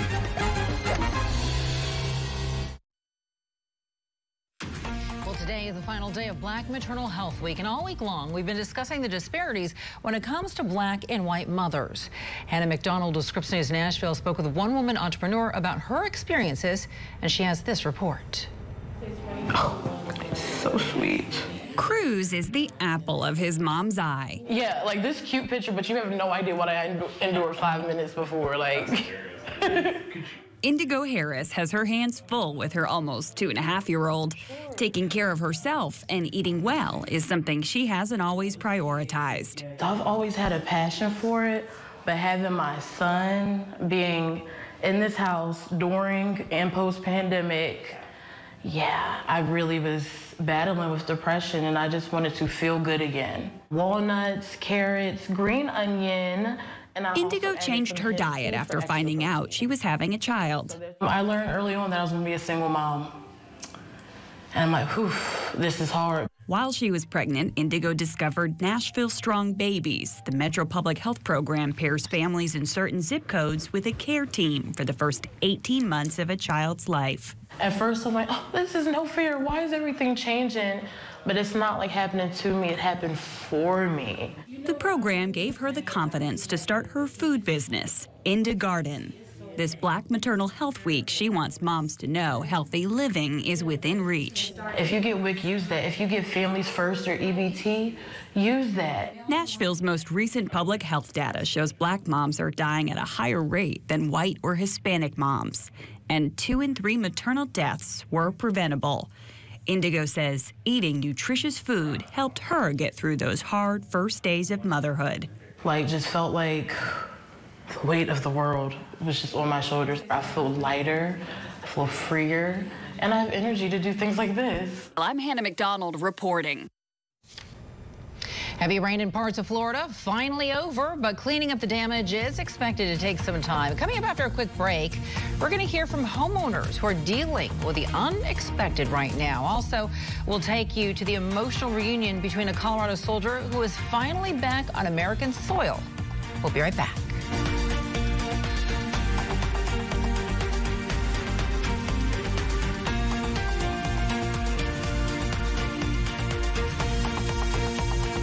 Are you ready for a fresh new bath or shower? Well, now is the best time with free installation and no interest and no payments for 1 year. Hi, I'm Christina, and it's time to flip your old worn out bath or shower with Jacuzzi Bath Remodel today. Everyone knows the Jacuzzi brand. They're the most trusted name in water for over 60 years. But did you know they can install a gorgeous bath or shower that feels incredible in as little as 1 day? It's no stress and no mess with a lifetime warranty. Now let's talk beauty. You deserve to start and end your day in a beautiful space that feels great and is custom designed just for you. So call or go online now to see the Christina preferred designs like Canyon, Farm, and Urban. Now that's the total bathroom beauty that I love at a price you can afford. And how about safety? Like an ultra low profile, easy entry shower complete with grab bars and a custom design seat. You deserve safety and peace of mind without sacrificing style. Because with all the worries in daily life, taking a shower shouldn't be one of them.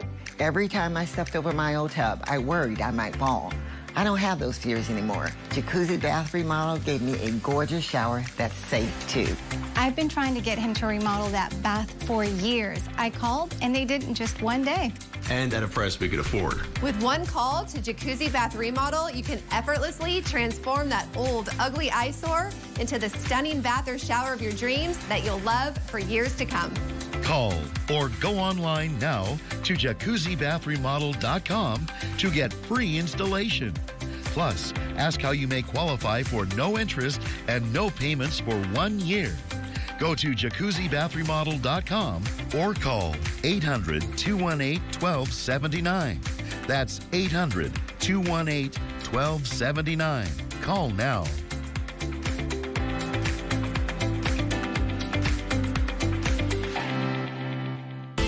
There's a better way to begin your mornings. Good morning, everybody. Welcome to Morning Rush. On the stories that will shape each day. There's a new study that might make you feel a little bit better. So you can get on with yours. Morning Rush. Weekday mornings starting at 7, 6 Central. Only on Scripps News. Hey there, welcome back to Scripps News Live. It's 31 minutes after the hour on this Friday. Happy Friday to you. Good to see you. I'm Veronica De La Cruz. Let's get you caught up on the day's top stories right now. So this afternoon, Attorney General Merrick Garland announced charges against more than 24 members of a notorious Mexican cartel. According to Garland, leaders of the Sinaloa cartel have been named in the indictment, as well as the cartel's chemical suppliers, lab managers, traffickers, financiers, and others. 8 of those defendants are now in the custody of our international partners. We will be seeking their extradition to the United States to face charges in federal court.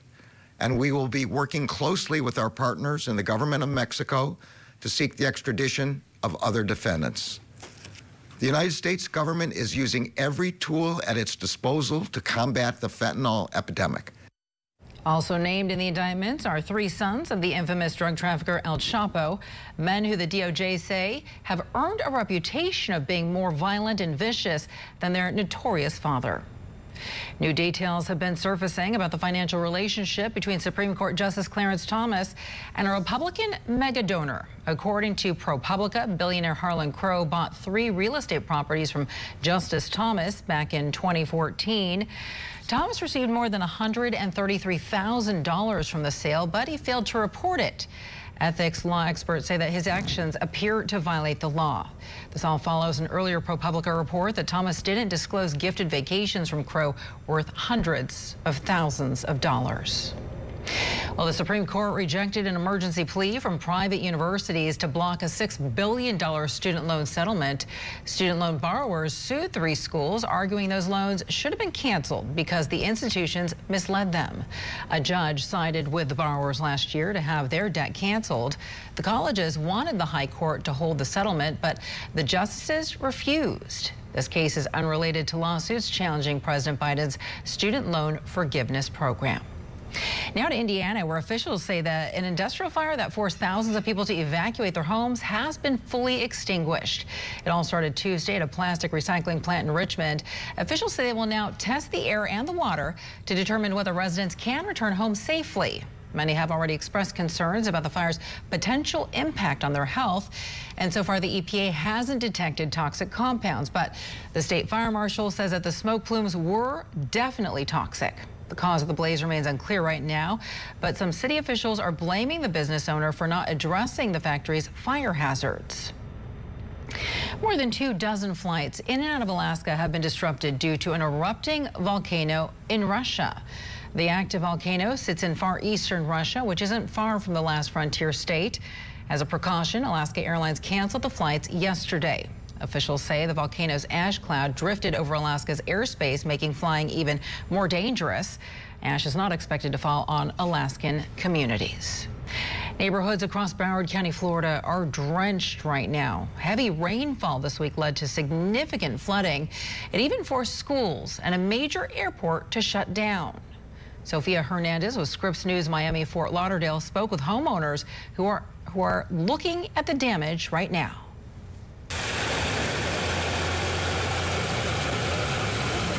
It's never gotten this bad before. Roxana Nadici has been living in her North Lake home with her grandmother for 7 years, and Wednesday's flooding... It was probably like up to here yesterday of water. It was full of water. Left parts of her home destroyed. Here's the garage area.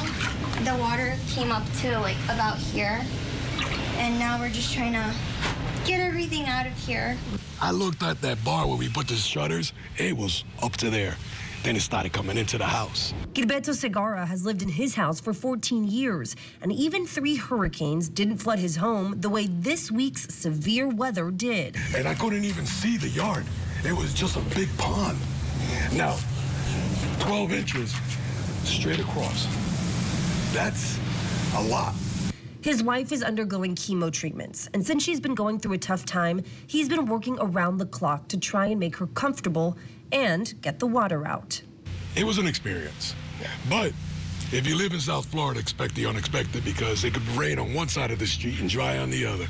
We are here in the North Lakes neighborhood of Hollywood, Florida, where you can see that water is still an issue on Thursday. Some homeowners even needing to push their cars out of the roadways. They were stalled on Wednesday evening. During the really bad part of the storm, I could see it floating, and all I'm thinking is, oh my God, I hope my car is not toast. Teresa Pages lost her home during Hurricane Andrew. She's now lived here for the past 5 years and says while she was prepared for flooding, she didn't expect what she saw. Last night, the waves were so bad, it sounded like it was an ocean. And because I have a wall here by my apartment, you can hear it splashing and flying up in the air. It was coming. It was coming. It was scary. Residents across Broward County continue to evaluate damages and hope the worst is over. You know, this is the way it is in South Florida. In Hollywood, Sophia Hernandez, Scripps News.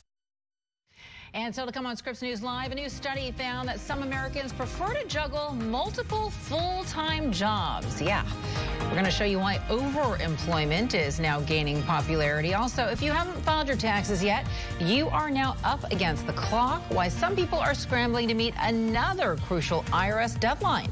That's next.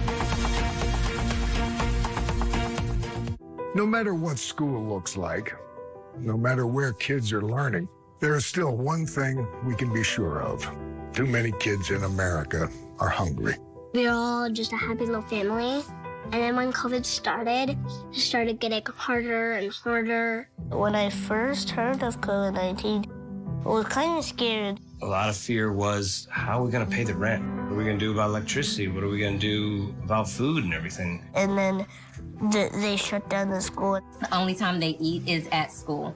So when you take that food source away with a family that's already facing food insecurity, it has astronomical effects. Kids in your community and across America need you now more than ever. But no matter where they are, No Kid Hungry will be there to help.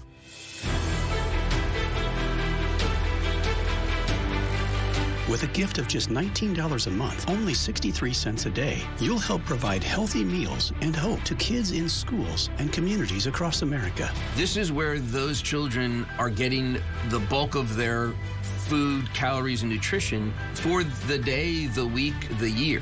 Please join us today to help end child hunger in America. Call or go online right now with your gift of only $19 a month. Use your credit card, and you'll receive this No Kid Hungry t-shirt to show you're a part of the team that's helping feed kids and change lives. What we will do is make sure that no one goes hungry on our watch. Thank you. Now, when more families than ever are struggling to feed their kids, you can help provide access to healthy meals and hope for their future. So please call this number right now to join me in helping hungry kids, or go online to helpnokidhungry.org and help feed hungry kids today. Attention all business owners. If you had W-2 employees during the COVID-19 pandemic, you may be entitled to up to $26,000 per employee with the Employee Retention Tax Credit. The deadline to file your claims is approaching. Call now to see if your business qualifies. This approved payroll tax refund program from the U.S. Treasury Department is set up to reward business owners who kept employees on payroll during the pandemic. There is no limit on the amount of funding. Plus, you can get access to your cash in a matter of weeks. You want a trusted partner who understands the IRS guidelines. ERC experts are standing by to help your business claim your COVID refund. You may be entitled to up to $26,000 per employee. This quick and easy call can get your business the money it deserves. Don't miss the deadline to file your claims. Just call 800-360-1106. That's 800-360-1106. How does Klein Inspector get among the most big verdicts and settlements of any law firm in the country? Because Klein Inspector is an award-winning team with 5 doctor lawyers, the most of any firm in the United States. And that's why the New York Times calls Klein Inspector a powerhouse law firm. So if a defective product, motor vehicle accident, or medical malpractice caused a catastrophic injury, call Klein Inspector. I was curious about trick plays and if ever local hero, national champ, now he's home and expected to save the freedom. Hey guys, am I dreaming or can we actually win this thing?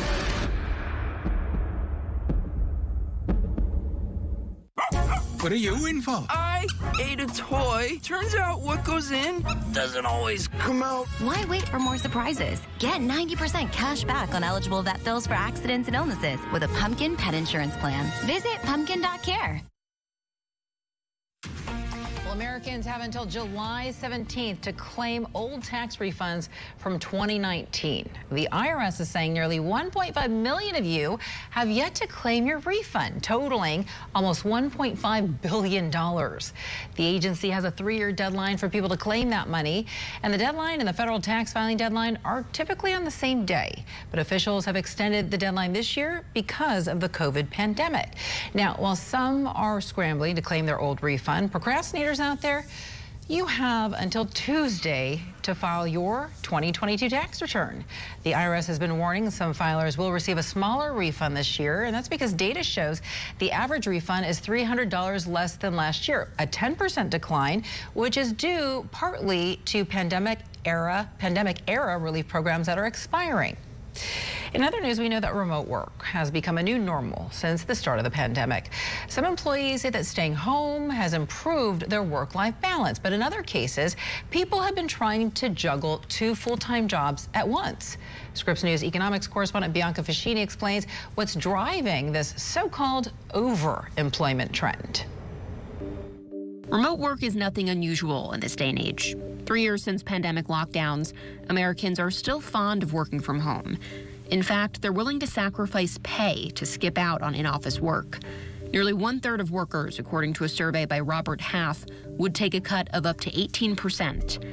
Numbers like those may be because of the practice you see on your screen: overemployment, or having 2 or more full-time, fully remote jobs at once. This is more than just a side hustle. Think logging into multiple meetings at once, using more than one work laptop, and pretending to be working a full workday for multiple companies. The trend has recently gotten increased attention, but the idea isn't necessarily new. Overemployment came about because people were largely in the tech industry using employment as a way to get ahead of their finances. Some people were paying off school loans.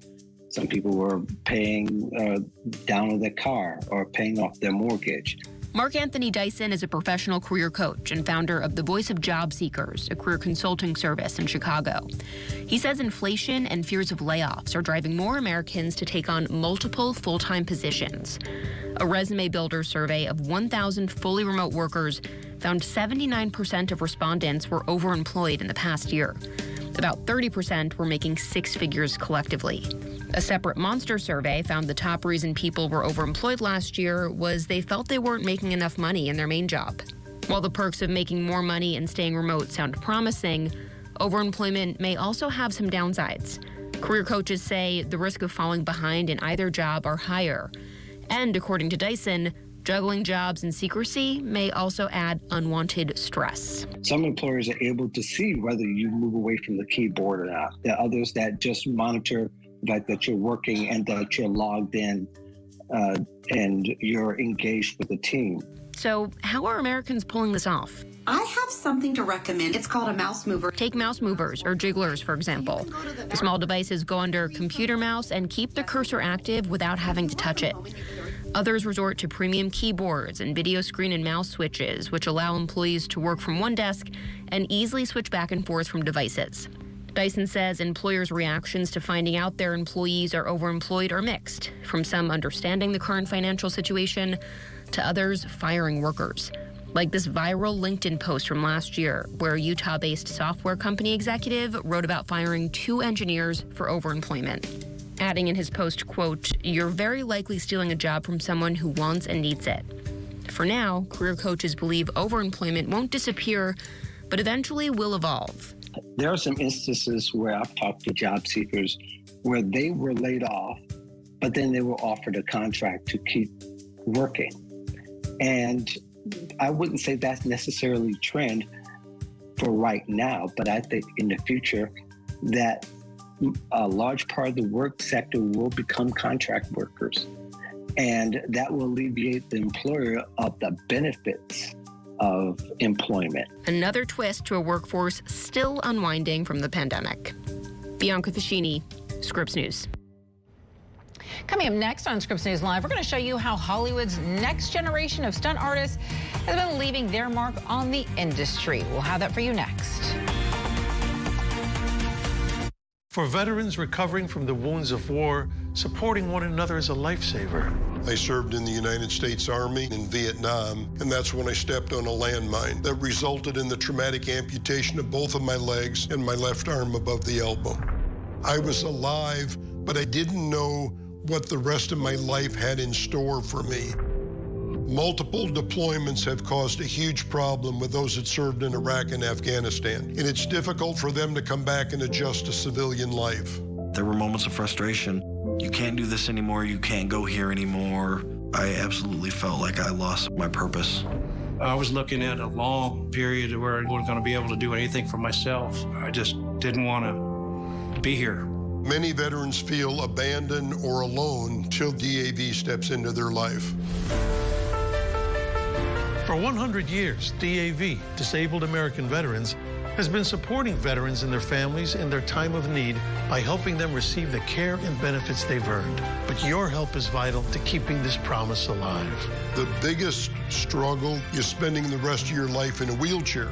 DAV showed me it was okay to be a disabled veteran. The Disabled American Veterans made me feel useful again.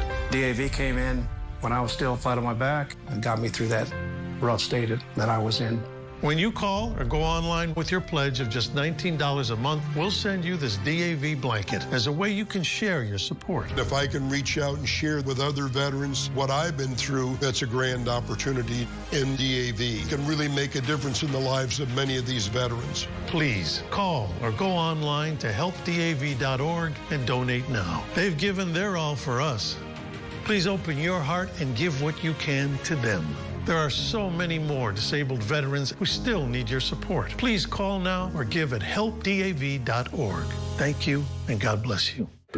This bakery needs new equipment fast to keep up with demand, so they're going to On Deck, the online lender that makes it easy to choose your loan and, if approved, get funds as soon as the same day. Your loan is on deck. Confused by all the Camp Lejeune toxic water commercials? Let me answer some of your questions. Are claims filed against the U.S. Marine Corps? No. The U.S. government has set aside billions of dollars for those who have suffered. The Marine Corps will not be impacted. Will a Camp Lejeune claim affect my VA benefits? No. According to the VA, your right to VA benefits will remain intact. If you have questions about a Camp Lejeune claim, call the Driscoll firm now for a free consultation. 1-800-273-4800. Do you have a box of videotapes, film reels, or photos that are degrading? Legacy Box professionally converts them to DVDs, thumb drive, or the cloud. Legacy Box is simple and safe, with over 1 million satisfied customers. Visit legacybox.com.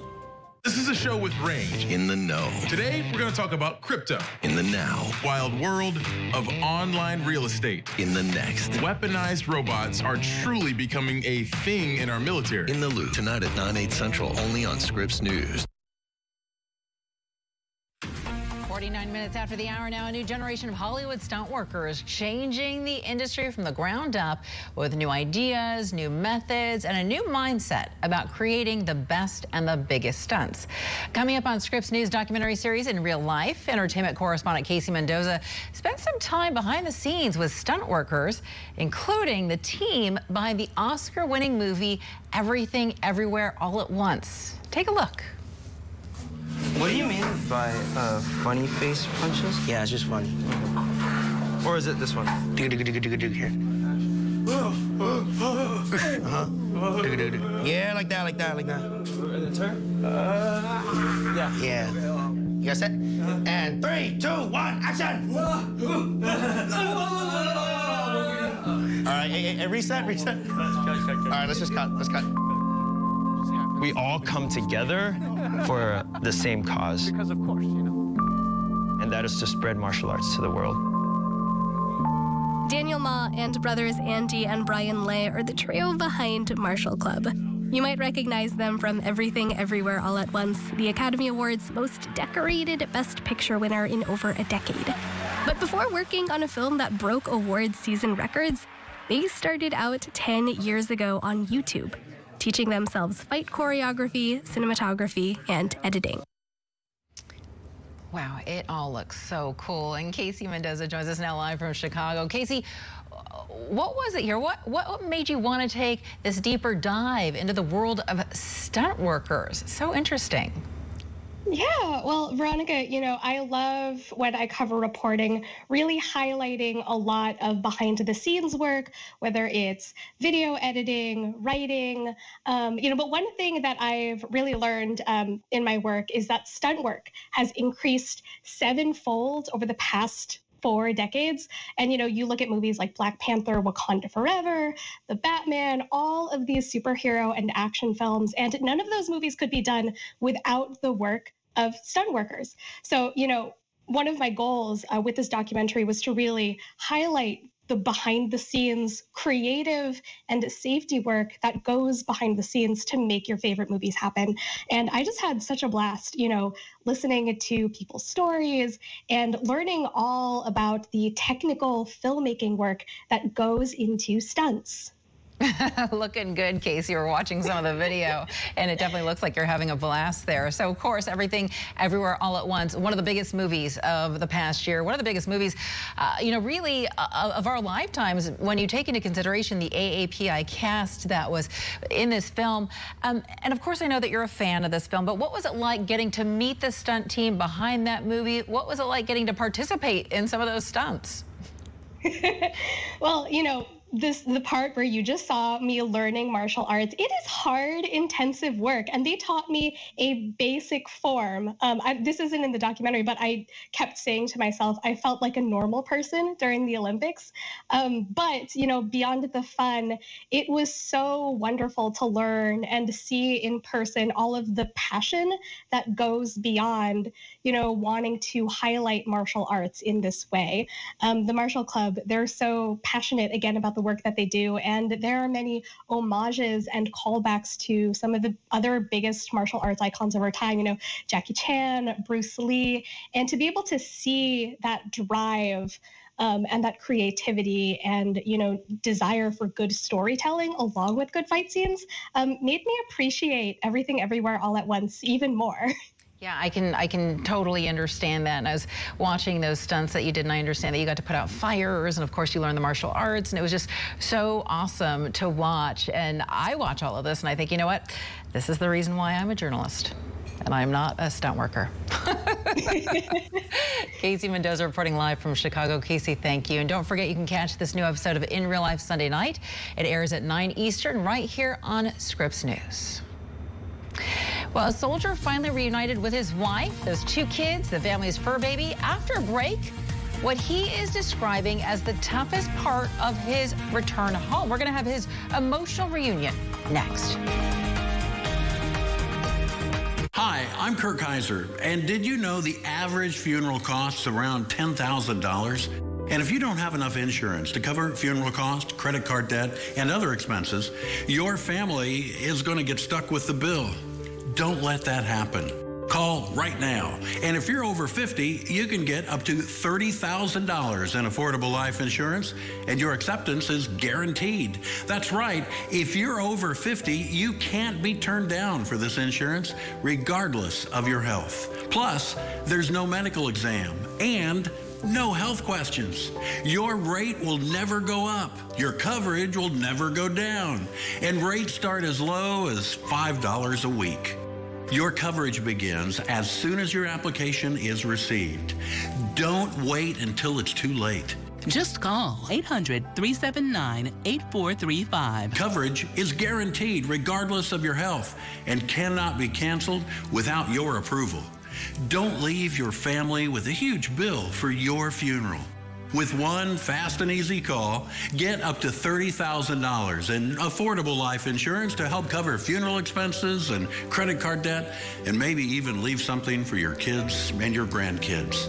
Remember, if you're over 50, you can't be turned down, regardless of your health.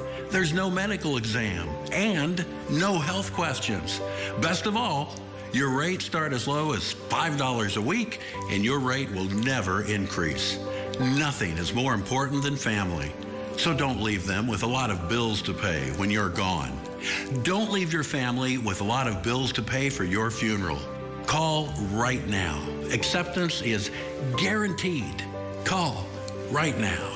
Call now. 800-379-8435. That's 800-379-8435. A military family known for their viral deployment videos has been reunited. Diane Derby with Scripps News Colorado spoke with the family about how their videos helped them cope through their long months apart and how they're now adjusting to life together once again. Whether it's a long-awaited homecoming or their conversations on their home security cameras while their soldier was deployed. The Doran family has made millions of people smile. One of their latest videos shows the moment their dog got to see him for the first time in 6 months. You get that his normal bark to answer the door, and then came up to me, sniffed me, and then realized who I was. And then it almost looks like he's hugging me in the video when he jumps up on me. And then, he was hugging you. Yeah. He was. He was for sure. And now they're settling back in as a family of 4. Jordan, you have all your girls piled on you. I sure do. Just days earlier, we were there as they were finally reunited. I was definitely speed walking through the terminal to get out. I was kind of like every corner that I'd go around, like, oh, they're there yet? I had to brace myself for Adeline's, her almost tackling me, and then catching her, and then catching Mila. And it was pretty surreal. What did you say to Daddy when you jumped on him that moment? Did you say anything? Nothing. What did you do? Just cried. I guess. You were just facing his arm, right? A happy moment they recognize after 3 deployments can come with challenges, too. Christy definitely kind of gives me a little bit of space to adjust, because I think the hardest part for me is coming home and trying to help out as much as possible, but not ruining her routine that she's already established and has made it work for her for the last 6 months. the silverware. Now the silverware is in a different spot, so I got corrected by Mila about I put the forks in the wrong spot. So I'm trying to not step on her toes with what she's been doing, like cake and ice cream before bed. I think it's a bad idea. Hi, Dad. Love you. We really like your haircut. When he was gone, Doran's wife, Christy, started to create videos showing the world how they connected. She says it was her way to find happiness in the sadness of the separation. This was just a very lonely time for me. You know, it's hard. And I tip my hat off to all those single moms out there, those other military wives that have to go through this too, because it's not easy holding down the fort for your whole entire family. You didn't remember what I looked like. But it's these moments, this joy, that they hold on to in the long wait to be together again. Look at Mom.